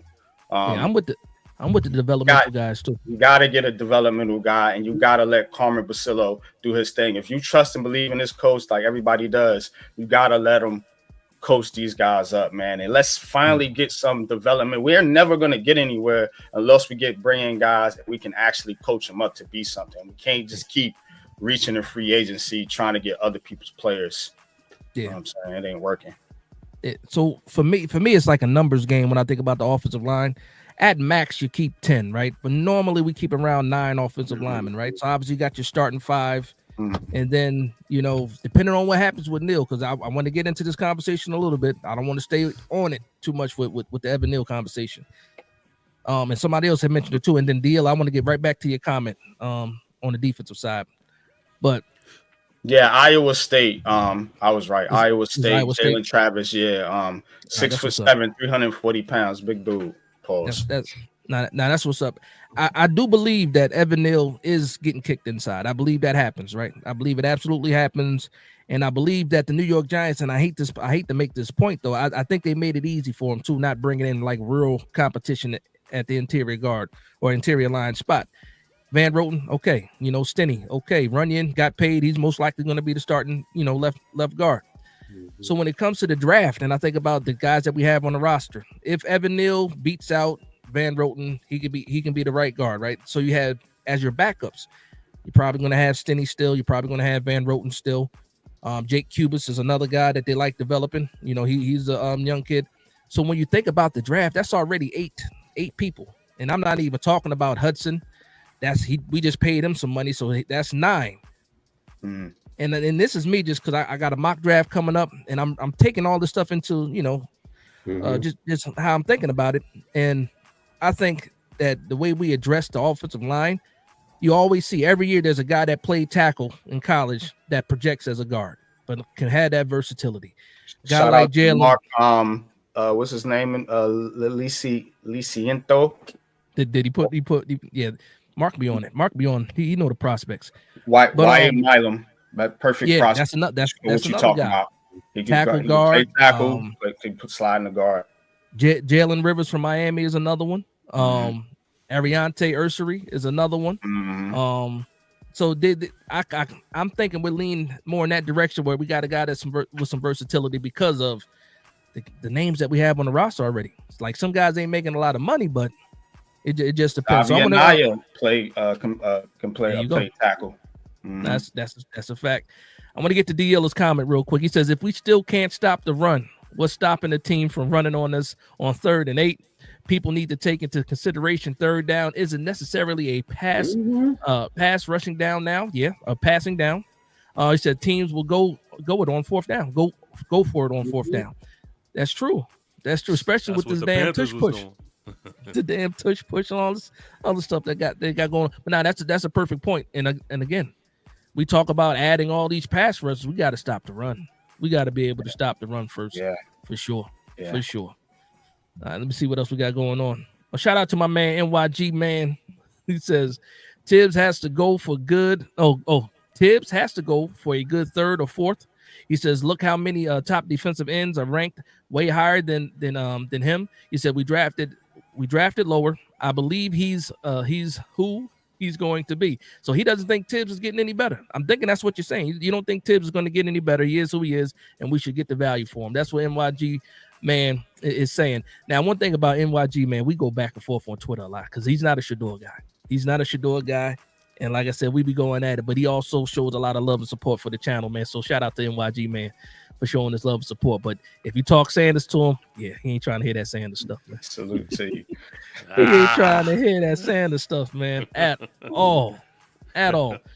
My man, Five Blizzard, he says, I'm keeping a stern eye on Andrew Thomas this year. Paying him big money for him not to be on the field is a huge burden. That's a fact. I'm not going to argue with that. I'm just going to get to some of these other comments. Deal also says, I think Wan'Dale got that many targets because of Jones' tendencies as a passer. That's true. Checking it down for sure. Sheesh. Hey, Jay Ferris, I see you, Jay Ferris, but you a little vocal today. You're a little vocal, bro. My man Colin Redmond says, he says PSY. He says if he plays 10 or less next year, they should get what's that? I'm assuming he's talking about AT, right? Yeah, talking about AT. He says while AT is a great tackle, one season of the last 4 with double-digit games is not exactly success long term. That's a fact. That's why we're concerned about it. It has to be addressed. We did pay him a lot of money, and he is good when he's on the field, but they say your best ability is availability, and that part actually really does scare me. So I want to shift also. So we've been talking about the draft, and obviously I know a lot of people in here are fans of Shedeur Sanders, right? So say he's not on the board, right? And obviously a lot of people are talking about Abdul Carter. For you guys, and I think NYG I think between Travis Hunter and Carter, I think I already know what you think about that. I don't know what Coach or TP Way think about the whole Carter or Travis deal, right? Shedeur's off the board. Travis Hunter's there. Abdul Carter's there. Which one are you taking? TP. Yo, I promise, man, every time that I think like something is obvious and I think like Giant fans are all going to be on the same page about something, I just never fail to amaze me, man. I think it is a clear cut like Travis Hunter type thing, and I don't even see it being close. Okay. You know, I talked about the term generational talent, and the only generational talent that I really see in this draft is Travis Hunter. Yeah. And I think when you have somebody who is just a natural football player, he's who I call like a football player, someone who, man, just, you could tell who was born for this, man. He was born to do this. And when you have that, man, I just see it as a clear cut. Just how can you pass on a Travis Hunter? But that's just my opinion. You know, what do I know? I'm just a fan. I'm just a fan. That's what's up. That's how I feel. I'm just a fan, man. At the end of the day, I voice my opinion. I be arguing with folks. Yeah, I ain't got nothing to do with nothing at the end of the day. I want to go to Jay Ferris for the $5 super chat. And this is funny. He says, a bunch of strong black men. I love this collab, right? That's one thing. Appreciate the love and support. My man Christopher Moody goes right. He goes right. He said, we need someone strong. Talk about the Giants. And Jay Ferris says, strong AF. Yeah, we need somebody strong on the Giants for sure. That's a fact. For sure, man. Nah, it's funny. So, Coach, I'm gonna get back to you, Coach. Travis Hunter, Abdul Carter. What's the deal? And somebody give me the score of the Lakers game, please. Oh, Lakers are getting they hind parts smothered. Yeah. Smothered. I think they're down 24, 26. Oh man. My son is a big LeBron fan. So too. He's quiet, so I'm assuming somebody was. I assume something bad was happening. Yeah, he's hurting right now. He's hurting. Oh man, it's funny. I actually was a Lakers fan in the '70s because I'm a big Magic Johnson fan. So before I became a Knicks fan. So, but getting back to this, Carter Hunter. What we talking about, Coach? NYG already knows because we've had the debate.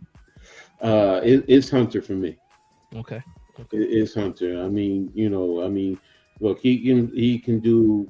People talk about he can play offense, defense. Sometimes y'all forget in a pitch he can go on special teams. I know people don't want to hear that. Oh, Dory Jackson and all that. But the point I'm making is he's an athlete. That's what I'm talking about. He is that type of player, and it's a strong mindset to be able to. First of all, to be able to play both sides of the ball in college at the top level, you haven't seen something like that going all the way back to like the 60s and the 50s. And most of us never saw that. So, so for someone to do that and a lot of these, and the kid does not look tired. Yeah, it's crazy. It looks like, he's like one of those guys you go to the basketball court and there's always that one dude that could play 10 games and don't. Oh my God! Never get off the court. He's an alien. He's an alien. But now, I'm not taking anything away from Carter. I've watched him. He's in the Big Ten. Trust and believe. I've seen enough of him and his ability. But I also have concerns. Like we're talking about availability. No one talks about this right now. It's like, oh, it's nothing big. I'm sorry, you're dealing with 2 injuries. You're not dealing with 1, you're dealing with 2. I understand they may tell you he'll be ready by training camp. But still, the fact of the matter is he's dealing with injuries. And if we're talking about this with AT and everyone else, and why are we not talking about this as Giants fans? Yeah. If you're worried about injuries, why are we not talking about this with Carter? So, the funny thing about that, too, is this. Like, we all follow each other on Twitter, so we see our interactions, right? Mm-hmm. And whenever I bring up Carter's ankle or his shoulder, everybody's a doctor. Everybody's a doctor. He is fine. There's nothing wrong with it. It's just a stress fracture. Everybody's saying the same thing. Everybody. WebMD is out. It's crazy to me. It's crazy. I'm like, you guys are that sure. We talk about the luck that we have as Giants fans. We already know anything we think is small, pause, ends up being something that's nagging. Always something that's nagging. But my NYG, what we talk about? Hunter or Carter? All right, man. Let me come to my man Abdul Carter's defense here, man. He is fine. He's fine. It's his injury. There's nothing wrong with him. Man. It's okay. Unpopular opinion, ladies and gentlemen. Right? But nah, man. My thing with Travis Hunter, and I want Carter for this reason. If you're not going to take the quarterback, because the quarterback is who I want. We all in agreement. Mm-hmm. If you're not going to take the quarterback, though, the best thing you could do is become a quarterback hunter at that point, and taking Travis Hunter ain't going to do that for you. You know what I'm saying? Because he don't rush the quarterback. You know, and the fact of the matter is, you got too much going on. You keep building from the outside in. You know, you gotta get strong where your division is strong at. That's in them trenches. You know, so either you're going to take the quarterback or you're going to take a trench player at that point. That's how I feel, because Travis Hunter ain't going. He's a toy. That's what he is. He's Saquon Barkley all over again. Somebody that you want but you don't need. Yeah. That's it, man. That's it. Let me ask you this, because you said trenches, and even Dad said it earlier. People talk about playing Carter as an off-ball linebacker. Well, is that really being in the trenches? Is that because? And I get what you're saying. Yes, you're right. You can never have enough pass rushes to get after the quarterback. Let me be worded pass rushes. Yeah, I get what you're saying. So, but the thing is, when I hear, because we want to put Burns and Tibbs and him on the field all at the same time, and I understand getting your best 11 out there, but now we're drafting him as number 3 to play as an off-ball linebacker, because that's really what you're doing when you really think about it, because you're not moving Tibbs right now, especially in a situation where it might be a contract situation for him. So, you want to get the best out of him. You got Burns on the other side. So, and I'm not saying Carter and at the linebacker position isn't a good thing. It helps the defense, but is he really? And I get the comparison to that player down on that team down south. I get it. I understand. Yeah, I'm getting back to my old tricks. We're not worried about the comparisons, though, man. I'm not with all that. Yeah. Well, you see, that's you, that's me, but everyone else seems to be comparing it, and that's the point. Yeah. I'm not comparing him to LT or Michael Parsons or none of that. He's Abdul Carter. You got to let the kid be who he is. Stop with the comparison stuff, man. But Travis Hunter, you got to think, you got the same issue there. You got Deontay Banks, you got Poston Thibodeaux at corner, and you got Drew Phillips. So again, what are we doing? You drafting a number 3 or 4 corner, and then again, if you flip it on offense, we talked about what to do with Wan'Dale Robinson. You talked about getting Hyatt more playing time. You just gave Darius Slayton money, and you drafted Malik Neighbors 6th overall last year. You're gonna take another wide receiver 3rd overall with no quarterback. Talk about but see, this is the thing, though. This is why I mentioned generational talent. Okay. Because generational talent is different. Like, I would understand if this was another just stud receiver, right? Or if this was just another, like, talented receiver. I feel like that's in a different category. Travis, though, especially when you're talking about for the New York Football Giants, you put him beside Malik Neighbors, and everybody loves to talk about moving the needle. I think it does just that. And so, in theory, NYG, I love what you're saying, because I understand exactly what you're saying. But I just think when you add the generational talent aspect to it, when you're talking about somebody like Travis, I think it just changes things just a little bit.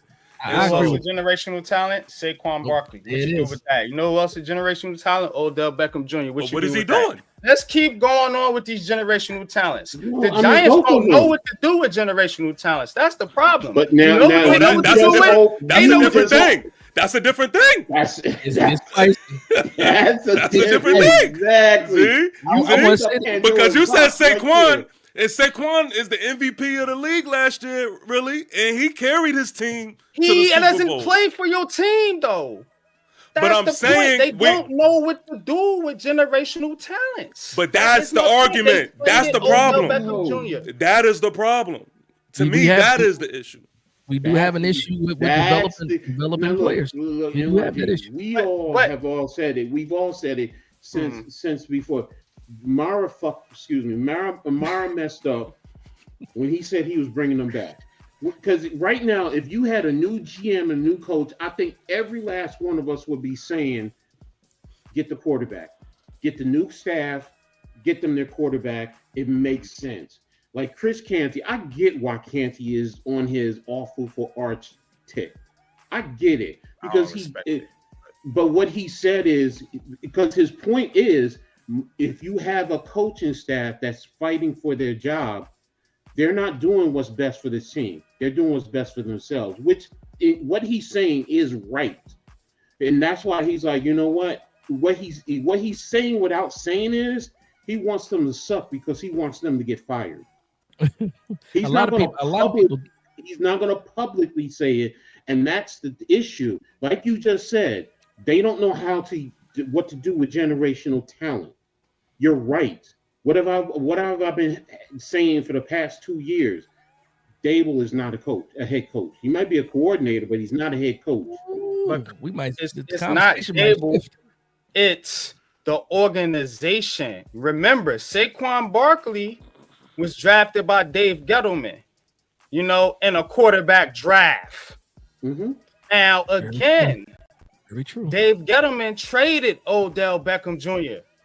Mm-hmm. Again, so what I do trust the Giants with somewhat is pass rushers. It's not even the same. It's not even the same. They bring in pass rushers. They know what to do with pass rushers. Their pass rushers go to Hall of Fames. So Abdul Carter, yeah, let's go.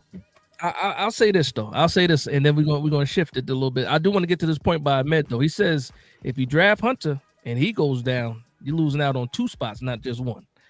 That's a point that I didn't even think about. I don't even think. I don't want to hold on, TP. Hold on, I'm gonna let you rebuttal. I got you. I'm not drafting people thinking that they're gonna get hurt. I'll just say that first. I'll just say, go ahead, TP. Let me get your rebuttal.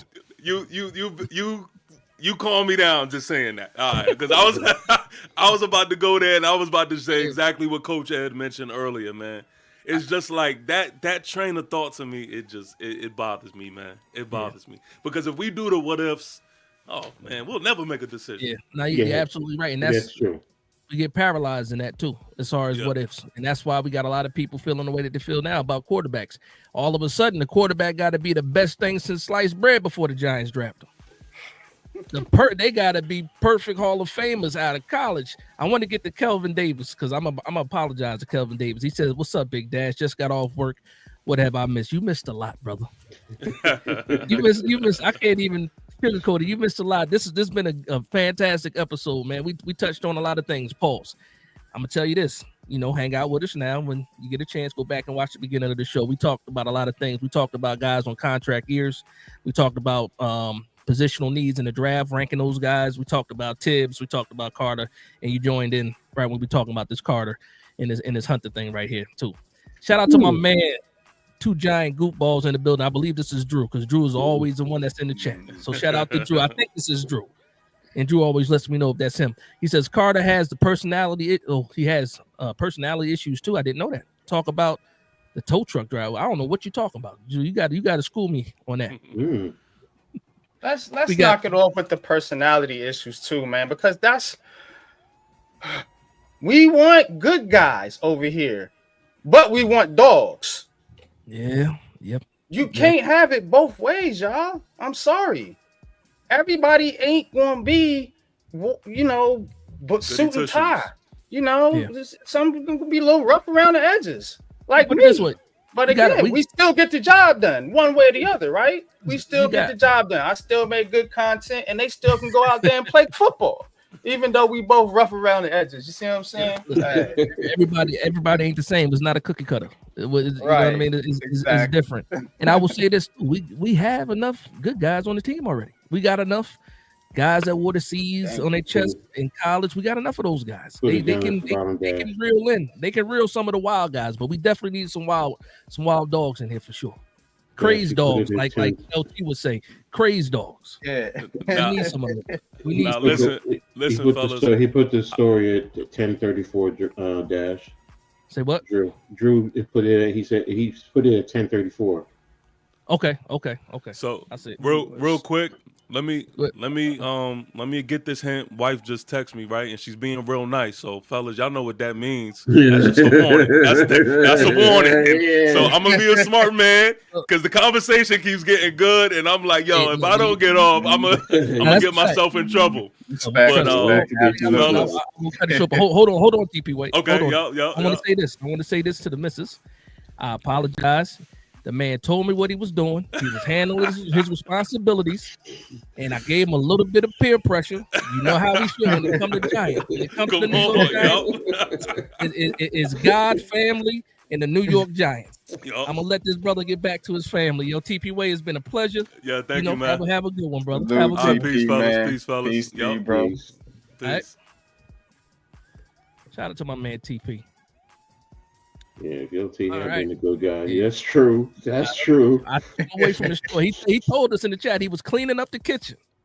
Yeah. Get back to it, brother. Get back to it. The kitchen better be clean. Yeah. I enjoy your content. I want to see more uploads from you. I don't want nothing happening to you. You know what I mean? You got a brand new baby too. Yeah. You know, do what you're supposed to do, brother. Yeah. I'm sorry, Mrs. TP. Nah, man. Shout out to my man Mark. Mark's been giving us some great comments in the chat today. He says Graham and Lawrence brings back the 80s defense. Yeah. What's that like? I'll give you another one instead of Graham too. Is Grant. His team. I was gonna say that, Coach. Yeah, I want Kenneth Grant. That's the play I want the Giants to target from. Imagine if he falls to 34. Grant at 34. And that's what I'm thinking, Dash. If some of these quarterbacks get pushed up, Kenneth Grant might be there at 34. You take the jersey numbers off him. You don't know who's who next to Dex. Thank you. You take the jersey numbers off. It's like, wait a minute. When did they get 2 of them? They got 2 of them now. We're not running that push no more. We finna stop that mess. Come on, let's go. A big man like that, so athletic that he can do a swim move that looks like it's a small player, a small body player.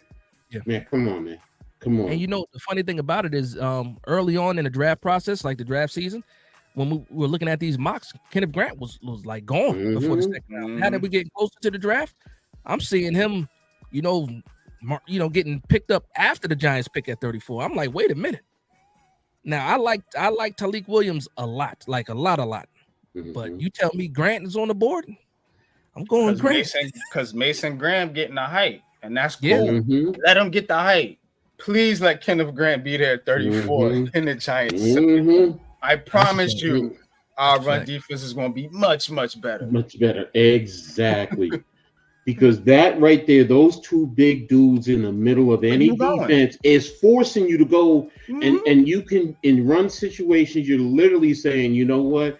Safeties, you can crash down. You can play hard, coming down to funnel everything. Even if you're running a cover 2 with your cornerbacks, let your cornerbacks be in a sense, be the edge guys, the contain guys, forcing things back inside. Because those 2 big boys, you ain't running up the middle with them. You are not. That's a fact. Shout out to Mr. B, right? Mr. B got one of the funniest profile pics, man.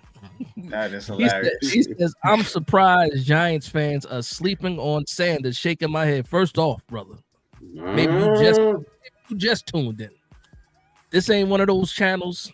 These guys up here are not the ones sleeping on Shedeur Sanders. We already know what it is when it comes to Shedeur Sanders. We're just trying to argue and debate with the rest of the Giants fan base. And again, friendly fire. We slap boxing. No real punches thrown. But no, not everybody sleeping on. We're trying to wake everybody else up, Mr. B. We're trying to wake everybody else up. Shake things up. Nah, that's a fact. My man Dealer says, if you can legitimately play both sides of the ball, which the kid has proven he can do up to this point, that is a very definition of generational. So that's to your point. Well, that's the TP's point. Talking about guy playing both ways. Now that's a fact. I'm not going to argue against that because he is a special talent, and people throw around that word generational a lot. And a lot of people that we call or claim or put the stamp of generational on are not generational. But I do believe that Travis Hunter, just because of what he's done on both sides of the ball, being as good a wide receiver as a cornerback. Yeah, normally when you see guys that play both ways, they're better at one, like clearly better at one than the other. I think he's the closest you can get to being almost equal. My thing isn't about Travis Hunter. I don't want people to think I'm hating on Travis Hunter. I think Travis Hunter is fantastic. I think he's going to be a superstar in Cleveland because the New York Giants, I'm telling you, it's not the place for these type of players. They don't. And then you got a coach that he don't his scheme. He iffy on the scheme, and then they got a defensive guy that he switched from wing system to zone. Now you got 2-man corners. Travis, he's more of a zone guy. It don't mix. Yeah. It don't mix. I don't like it. You know, for me, when it comes to all these strategies, schemes on defense, do me a favor, Shane Bowen. Look at your guys first. Look at them. Say, you know what? This guy fits this guy fits that. I'm scrapping what I did in Tennessee. I'm looking at what the New York Giants are, and I'm building a defense for the New York Giants. I don't need the Tennessee Giants or the New York Titans. I don't need that. I need New York Giants. Yeah, man. Yeah, because we got, and you know what? It makes me mad when I think about it. Like people act like the Giants are just trash, like there's no talent on the team. You know, they kind of like gloss over or they make everything really general. When you really look at if you look at the names, you list the names and you're looking at these names, there's talent on this team. The whole point is you're looking at a lot of individuals. They're waiting on the right scheme so everything can work together. And I think, you know, hopefully they can get it right. I'm looking at Shane Bowen. Shane Bowen got more gray hairs than me, but he's younger than me. Hey, you know, what's the gray hair talk? What's the gray hair talk, man? Listen, ain't nothing wrong with that. That man is 39 years old. That man is 39. He looked like he done been through it. Man. So, I mean, they were getting old too. Yeah. And Coach Ed's point, with grays, and most of the time, grays they mean wisdom. I don't know how much wisdom Shane Bowen has. He might just have gray hairs. It might just be genetics. I don't know if the wisdom came with the gray hairs for him. But hopefully he can get it right. Shout out to my man Sean Jackson. He says, Big Dash, what's up? I just tuned in, been watching the NBA playoffs. He said, what helps the Giants more? Drafting at 3. Abdul, Hunter, we just was talking about that. So, you know, I'm a little bit late on this. Yeah, this question was about 10 minutes ago. So we already addressed this. He said, Abdul, Hunter, whoever's available, or trade for Shedeur Sanders if he drops. Don't trade. I'll say don't trade. Draft BPA at 3. It sounds like BPA sounds cool, right? People say, "Oh, best player available." There's only certain teams that have the luxury of drafting best player available. Everybody else is pretty much need meets value, right? So when they say, "Oh, BPA," BPA is fine if you're the Kansas City Chiefs. And even they need offensive line help. So they're not really picking the best player available. Maybe the Philadelphia Eagles can do it because they went back-to-back cornerbacks last year. BPA, because and look, those guys perform. Not every team fits that best player available narrative. And I don't think the Giants are a team that can do that as well. I think where need meets value is fine, because when you look at the needs, right? There's needs over the two best players, like Travis, wide receiver. We don't need when you think about just needs for the New York Giants, you don't need a wide receiver. You have neighbors and you have some guys behind them.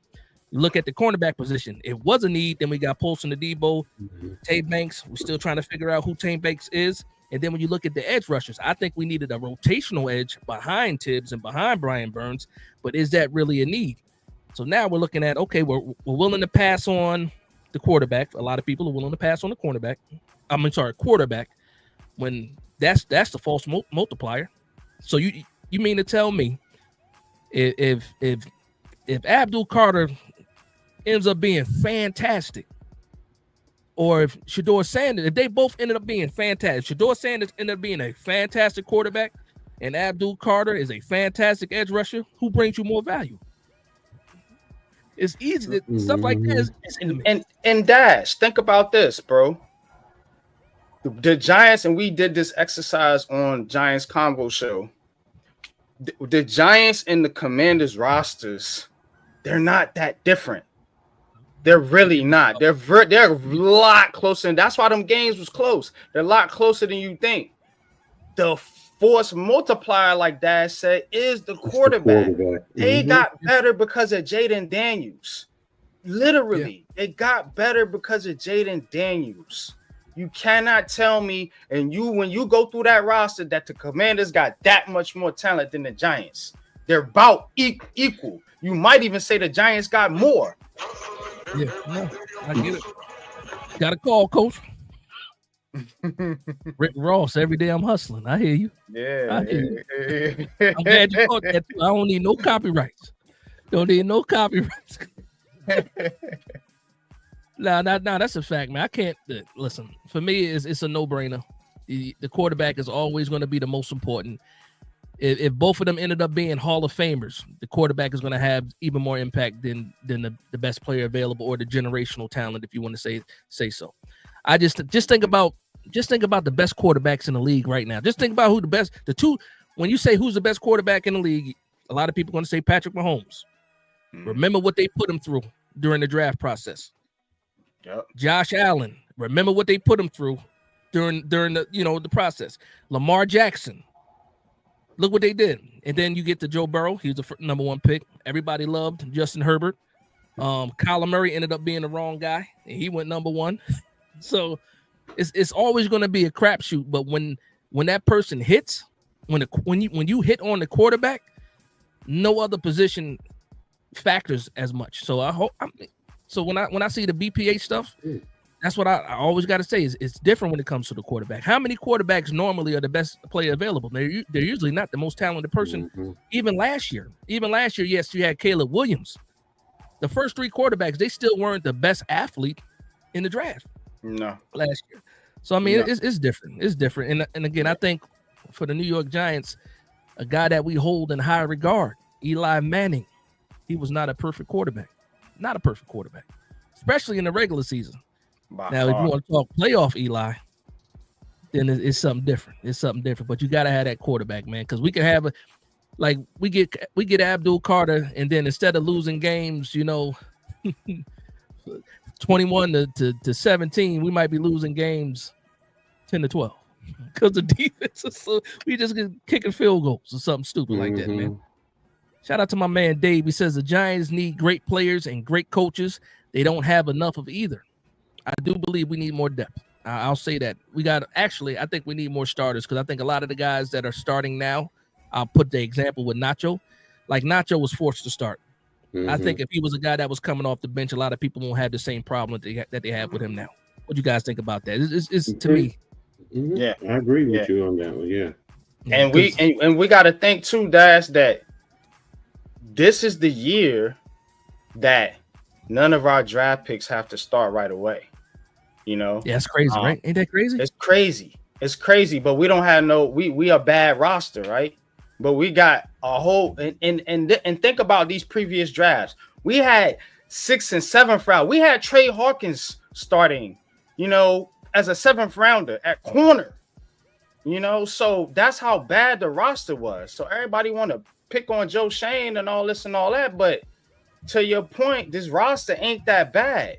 If you put a quarterback that's a leader, that has that pizzazz and that aura, like the Shedeur Sanders, with a young, impressionable roster like this that needs leadership, the Giants can literally take off and be the next version of the Commanders and their own version of the Commanders.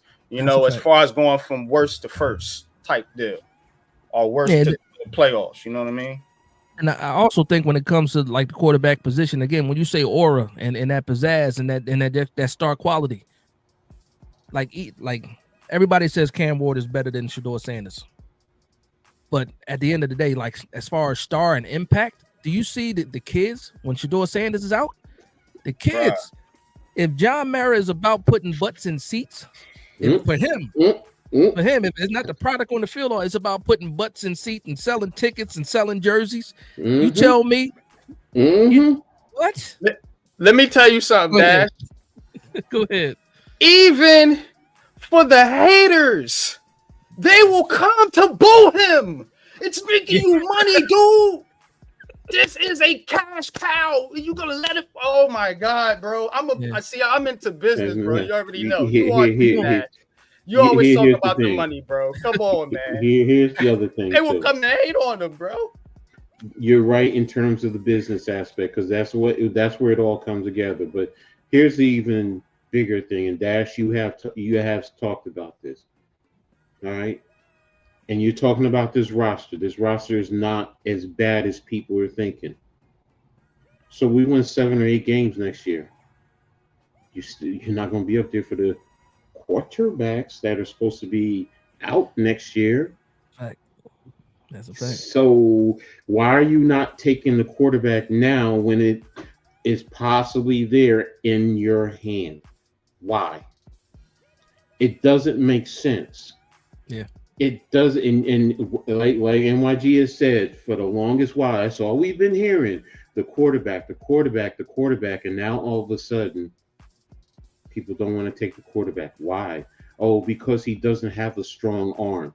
And I've been saying this for the longest while. Go back and look at the scouting reports of Joe Montana when he was coming out of Notre Dame, and he went in the 3rd round. The point that I'm saying is it's very similar in terms of the physical traits. It wasn't overly athletic. He doesn't have that strong of an arm, so we don't know if he can definitely close it out. So, but that's a fact. I want to get to the super chat. Shout out to Truth Bearer with the $5 super chat. He says, and guess which quarterback outplayed Jaden last year with worse weapons? Russell Wilson. Y'all sleeping on the quarterback who paved the way for every other quarterback in the NFC East. I'm not sleeping on Russ. My biggest deal with Russ is he's 36 years old, and guess what? We only signed him for a 1-year contract. That's my issue. I think the quarterback play is going to be way better than what we've seen. Mm-hmm. Way better. I think what we want to do is push the ball downfield, and we got 2 quarterbacks that can push the ball downfield. One guy will push it downfield to a fault and give you some interceptions and some excitement at the same time. But no, we're not. I don't think we're sleeping on Russ. I just think it's a point of, okay, I don't want a pacifier for the 2025 season. You know what I mean? I want to be successful 2025, 26, 27. I want to keep on moving towards the future. And that's what the Commanders have. The Commanders have a guy for the future right now. That's what it looks like. Jalen Hurts. A lot of people couldn't stand Jalen Hurts. And look, and he got them a Super Bowl, 2 Super Bowl appearances, and got himself a Super Bowl as well. And he's going to be that quarterback for years to come. So it is. I don't think we're sleeping on Russell. It might be some people that are sleeping on Russ, but it's not us. Not us for sure. No. Shout out to my man J Jan 300 with the 199 super chat. He says, "Fam, we need Carter. I miss days of OC Tuck and Strahan." I'm not going to argue against that. I miss my man NYG said it. He said we had pass rushers before, not just OC Tuck and Strahan. Then it came OC Tuck and Pierre Paul, and then what was it? Kiwanuka and all those guys. We kept the rotation. Absolutely kept the rotation. J Jan with another $1.99 super chat. Thank you for the love and support. He says, but I won't be mad at Sanders. Come on, man. Come on. Man, that's hilarious, man. All that and then came back with I won't be mad at Sanders. Listen, y'all know what it is, man. Y'all know what it is. They're going to end up with one of them, so you'll be happy either way. That's going to be one of the 3. When talking about the dogs, like we were talking about the dogs, Sean Jackson brought up and said, even in Hard Knocks, Brandon Brown told Shane the Giants need more dogs when they were evaluating Neighbors. That's a fact. And guess what? You know what's crazy about the Neighbors situation? Neighbors let everybody know who he was. So when he was frustrated and mad and let everybody know he was frustrated and mad, I thought it was weird. People were saying, well, he hasn't even done anything yet. He's a wide receiver. Stop dropping. Listen, you got what you wanted. You got what you wanted. So we can't complain about getting what we asked for. You know what I mean? When it happens. Truth Bearer says, oh, he's responding to somebody. I don't know where the comment is, but I'm going to read it anyway. He says, at Stanley, Frederica. Uh-oh. Might be a little beef. I don't know. There's no quarterback in this draft that has a higher ceiling than Russ for the next 2 years. All it does is take away your chance of getting one in the next one. I'm assuming he's talking about the draft. He says that's DJ in 2019 all over. See, you're doing 2 things, Truth Bearer, when you make these comments. So you're saying that nobody has a higher ceiling than Russ. We're not getting the best version of Russell Wilson. First of all, not at 36, and also we only have him for a year. That's my first part as a rebuttal to that. And then I've seen this a lot. People comparing Shedeur Sanders to Daniel Jones, and to me, is disingenuous. It's disingenuous because it's not even a similar situation. It's not even the same evaluation, and they're not the same type of players in college. One thing about Daniel Jones, and here's the thing about Daniel Jones, everything that people wanted. The size, right? the athleticism, all those traits. Daniel Jones had all the traits. And what happened? What happened? Give me a quarterback that can play quarterback. Can you play quarterback? Can you do that? That's where I'm at with that. But what do you guys think about the comments as far as, it's going to be another Daniel Jones 2019 situation? And that's the thing. Why do we keep going back to Daniel Jones? When all y'all did was complain about Daniel Jones and what he couldn't do on the field. Well, guess what? Anticipation, Shedeur got it. Because y'all complained about Daniel Jones' anticipation. You complained about Daniel Jones, being skittish in the pocket. Guess who ain't? Shedeur Sanders. Daniel Jones deep ball accuracy. Guess who has deep ball accuracy? Shedeur Sanders. Everything that you complained about with Daniel Jones, Shedeur has. But you want him to be a runner, which Daniel Jones could run. But y'all wanted a runner, right? Y'all want a runner now. He can't run. He can't move. Daniel Jones could do that. You didn't want him. Okay? So stop with the nonsense. You want this tall, strong arm quarterback. They gave you Daniel Jones. You don't want that. What you want is a quarterback, is what you want. Y'all don't even know what you really want. That's sad, Giants fans. You don't know what you want. You don't. Let me say this, because people always talk about arm strength, the velocity of the football coming out of the quarterback's hand. First and foremost, go ask most receivers. They don't want to receive a quarterback who has a kick. Josh Allen, there's a lot of receivers that do not want to play with him because sometimes he in his early years, he's learned to tone it down.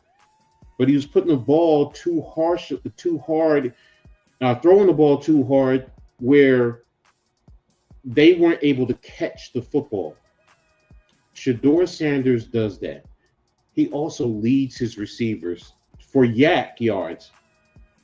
And I'm not even talking about you guys can pull up film and you can go look at it yourselves.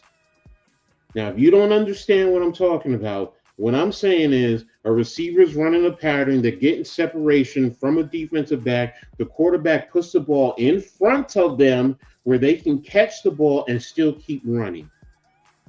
That's what he does. Yeah. And to that point, too, because, again, I've been fighting this good fight when it comes to Shedeur Sanders, and I think about a lot of the comments people make. Another argument that people make is, a lot of the passes are screen passes or the short game. And again, I always go back to it. You telling me the what without the why. Why are they doing the screen passes? Why are they doing the short passes? They have no running game. They have no consistent offensive line play. And then also this, as a quarterback, what is your main job as a quarterback? To get the ball to the playmakers. I don't care if it's a 2-yard out. I don't care if it's a 15-yard drag. I don't care if it's a 9 route. I don't care what. Can you get the ball to your playmakers? And guess what? And also, I've never seen somebody use their wide receiver against them. Well, 50% of his passes were to Travis Hunter. Okay, so you telling me Jaden Daniels was throwing the ball to Malik Neighbors. Did you blame him for that? Did you blame him for that? Now, he shouldn't be throwing to his number one wide receiver that much. Are you kidding me? It's just different when it comes to Shedeur. I don't get it. But shout out to my man Stanley with the rebuttal in the chat to Truthberry. He says Shedeur Sanders is the best quarterback in the class because he has the best accuracy, a good deep ball, and he has the ability to pre-snap and post-snap reads. Being a quarterback, that's what it is. Here's one other thing that people don't talk about with him. Eye manipulation. What do I mean by that?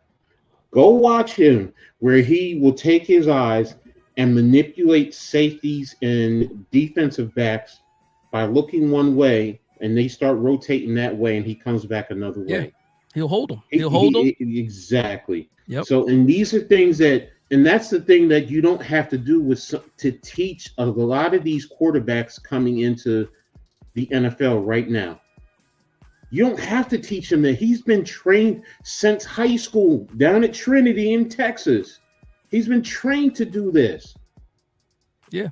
He's pro ready now. He just needs the rep. That's it. Go ahead, but the thing about it is too, real quick, they act like he can't get better. They act like this kid can't develop. Like he is who he is. He's never gonna get better with his pocket presence. He can't get, he can't get in the weight room. You know what I'm saying, and get stronger. And he can't develop at all. You act like he can't develop. You act like he is who he is. But we talking about Jalen Milroe, a huge project. Jackson Dart, another project quarterback. You talking about taking them, trading up into the first round to take them, which is crazy, bro. Sean Jackson, he said something about, do I think he's that dude? Yeah, I do. Yeah, I do. He's also a leader of men. He's a leader. To be that dude, you got to be a leader, man. Yeah. You got to be a leader, and players want to play for him, play alongside him on the football field. Guess who? For Malik Neighbors, you're a wide receiver. That's a fact, man. That's a fact. Y'all want to make Malik Neighbors happy? Draft Shedeur Sanders. You want to piss them off? Draft Jackson Dart. Guarantee you he ain't gonna be feeling that. I want to get to this comment too, because I see this a lot too. T Brad, shout out to T Brad, man. He says, guys, I hate to be the bearer of bad news. He says, but y'all been Giants fans long enough. We not taking Sanders. Sad but true. I hope they surprise me, but they won't. Now I'll say this too, man, because I've come to the realization that he might not be a Giant. Again, I've accepted that. I'm prepared for it. But until that card is handed in on Thursday night, Shedeur Sanders is a Giants quarterback till he ain't. That's just how I feel right now. Till he ain't. But it is what it is. But nah, man, nobody here is saying that we're gonna just fall off the face of the earth if Shedeur Sanders is not the pick. No, we Giants fans. We bleed blue. We'll deal with it. And again, the guys that we have also, like I said, the backup plan is Abdul Carter or possibly Travis Hunter, right? That's not a bad backup plan at the end of the day. I just know that biggest impact is always going to be the quarterback. It's always going to be the quarterback. We hit the 2-hour mark, fellas. We hit the 2-hour mark. I'm gonna wrap this thing up. So I do want to say, before we get out of here, you guys, I'm gonna let you get a chance to shout out your channels, let the people know where they can find you and all that. So I'm gonna start off with my man NYG. Let the people know where they can find you. Man. Appreciate you, man. Let me join the live with you tonight, man. I was listening in. I was driving back. I was like, man, all right, I'm just gonna drop the link. This is dope topic, dope conversation, man. Always love tapping in with you, man. We go back a while, man. You know what I'm saying? So appreciate you, man. But catch me on Unpopular Opinion Sports. That is my YouTube channel. The Aboriginal Sports Network. That is our network. Got me, Coach Pat, TP, who was up here, Man Cave, a bunch of other content creators. So you can catch me in those two spots. Catch me on Twitter, NYG22, aka Unpopular Opinion Sports. That is my tag on Twitter, man. So I'm everywhere, man. I'm everywhere the Giants are. So you'll find me. I'll be here. Thank you. I appreciate you, Coach Ed. Let the people know where they can find you, brother. Yeah, my YouTube channel, Coach Ed Gladney's Amazing World of Sports, and that's Ed with 2 D's. Real simple. On YouTube, it's Sky Papa, Poppa. That's for my granddaughter. Love my granddaughter. So, and pretty much you'll see me, writing articles for the Aboriginal, doing videos, for the Aboriginal and a couple other networks that I'm associated with. So, that's pretty much it. That's where you'll find me. So, YouTube and Twitter and a little bit on Facebook, but that's another story. That's what's come up. On, come on, Drew. Chad Pennington. Come on, bro. Come on. I had to highlight that too, because I think the main thing about the Chad Pennington thing is Chad Pennington wasn't known that have an elite arm. Shedeur Sanders' arm ain't Chad Pennington's arm, bro. Come on, man. Listen, Come on, man. A comment like that will have this show going for another hour. I know, man. That's out of pocket, though. I might have you on my Giants conversation with that comment, yo. That's out of pocket. I should have sent Drew the link. I think he came in before or after I had, put the invites out though. Nah, Drew, my guy though, man. Yeah, Drew's super cool, man. Shout out to Drew and in the channel they got going over there. But so for me, fellas, again, I appreciate you guys, coming on, joining the stream again without notice. Ed, this is the second time you did it, so I appreciate that. I go live normally by myself. I do this, but I think with some of these topics, man, I like to talk about it, with other Giants content creators along with the chat, because at the end of the day, none of us work for the Giants, none of us play for the Giants. We're a fan of the New York Giants, and that we're doing this stuff for free. So that shows you how much we love, the New York Giants. So hopefully everybody appreciates that. But I'm gonna let you guys go. Then I'm gonna wrap this show up, man. So again, thank both of you guys for being on the show. Appreciate you, man. Always nothing but love and respect. I appreciate you. All right. I'm gonna get to some of these comments and I'm gonna get out of here. Again, shout out to my brothers for joining the stream. Always showing love and support. Appreciate that. Make sure you guys go and subscribe to those channels, and subscribe to their pages on throughout social media. I'm gonna get to a couple more of these comments. Shout out to my man Mark Thompson in the building. He says, "I'm so late to this. Good night, guys." Mark, you missed it, man. If you get a chance, go back and watch the show. We had some pretty good topics that we talked about. Quick up, I guess wrap up will be we talked about the players on contract years. So pretty much that 2022 draft class are all coming up on contract years, unless you figure Tibbs gets his 5th-year option picked up.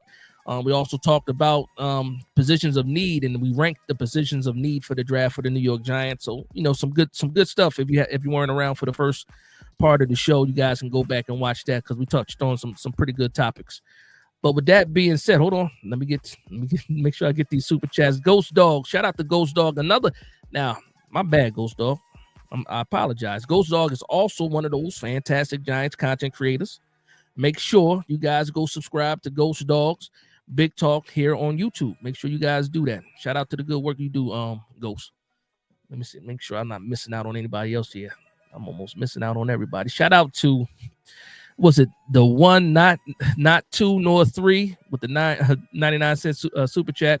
No comment. Thank you for the love and support. I think that's everybody. Oh, no. I got JJan 300. He says, hi, fellas. I just want to win again. #neighbors. Yeah. So that I think I'm all caught up here. So again, the next time I do a live, it'll be after the draft. All the picks will be in, and we'll be discussing that. I think I'll be doing that by myself next week, unless you guys want to talk about anybody else wants to join. But again, I don't schedule other people to come on. It just happens organically, natural, and I like it that way. But in certain occasions, there's going to be some episodes where you have a team of people up here to talk Giants football with me, and hopefully you guys enjoy that as well. But with that being said, I'm gonna wrap this thing up. Let me see anything else going on. True Bird saying, great show. I appreciate you. Thank you for the love and support. Trisha K been spamming what up, Big Dash, the whole chat. I don't know if that's being supportive or not, but I appreciate the love and support if you're being positive with that. Deilla says, I know I didn't spell his last name right. Oh, I missed it. Oh, you're talking about Corbett. Yeah, I don't know how to spell it either. You're all right with that. He's a Jet anyway. I don't care that much. Shout out to Big Reggie 28. He says, what up, Big Dash? What's going on? We getting out of here. About to wrap this thing up. Big facts. Ahmed, as always, thank you for the love and support. My man Drew says, Ghost put up the link. Can't find you. Oh, nah. Ghost put up the link. Oh, you're talking about Ghost of the channel. Yeah. That's something I need to do too. I need to get all these links saved. That way I can put it in the chat. That way everybody in the Giants content community can get the support that they deserve. And everybody deserves it. Shout out to one of the strongest in the NFL as far as the communities when it comes to the New York Giants. We have a strong community here. We're stronger together than divided, and hopefully everybody feels the same way. But with that being said, I want to thank everybody for vibing with me. Please like, comment, and subscribe. And from one Giants fan to another, this is Big Dash Knows Big Blue Nation. Let's go.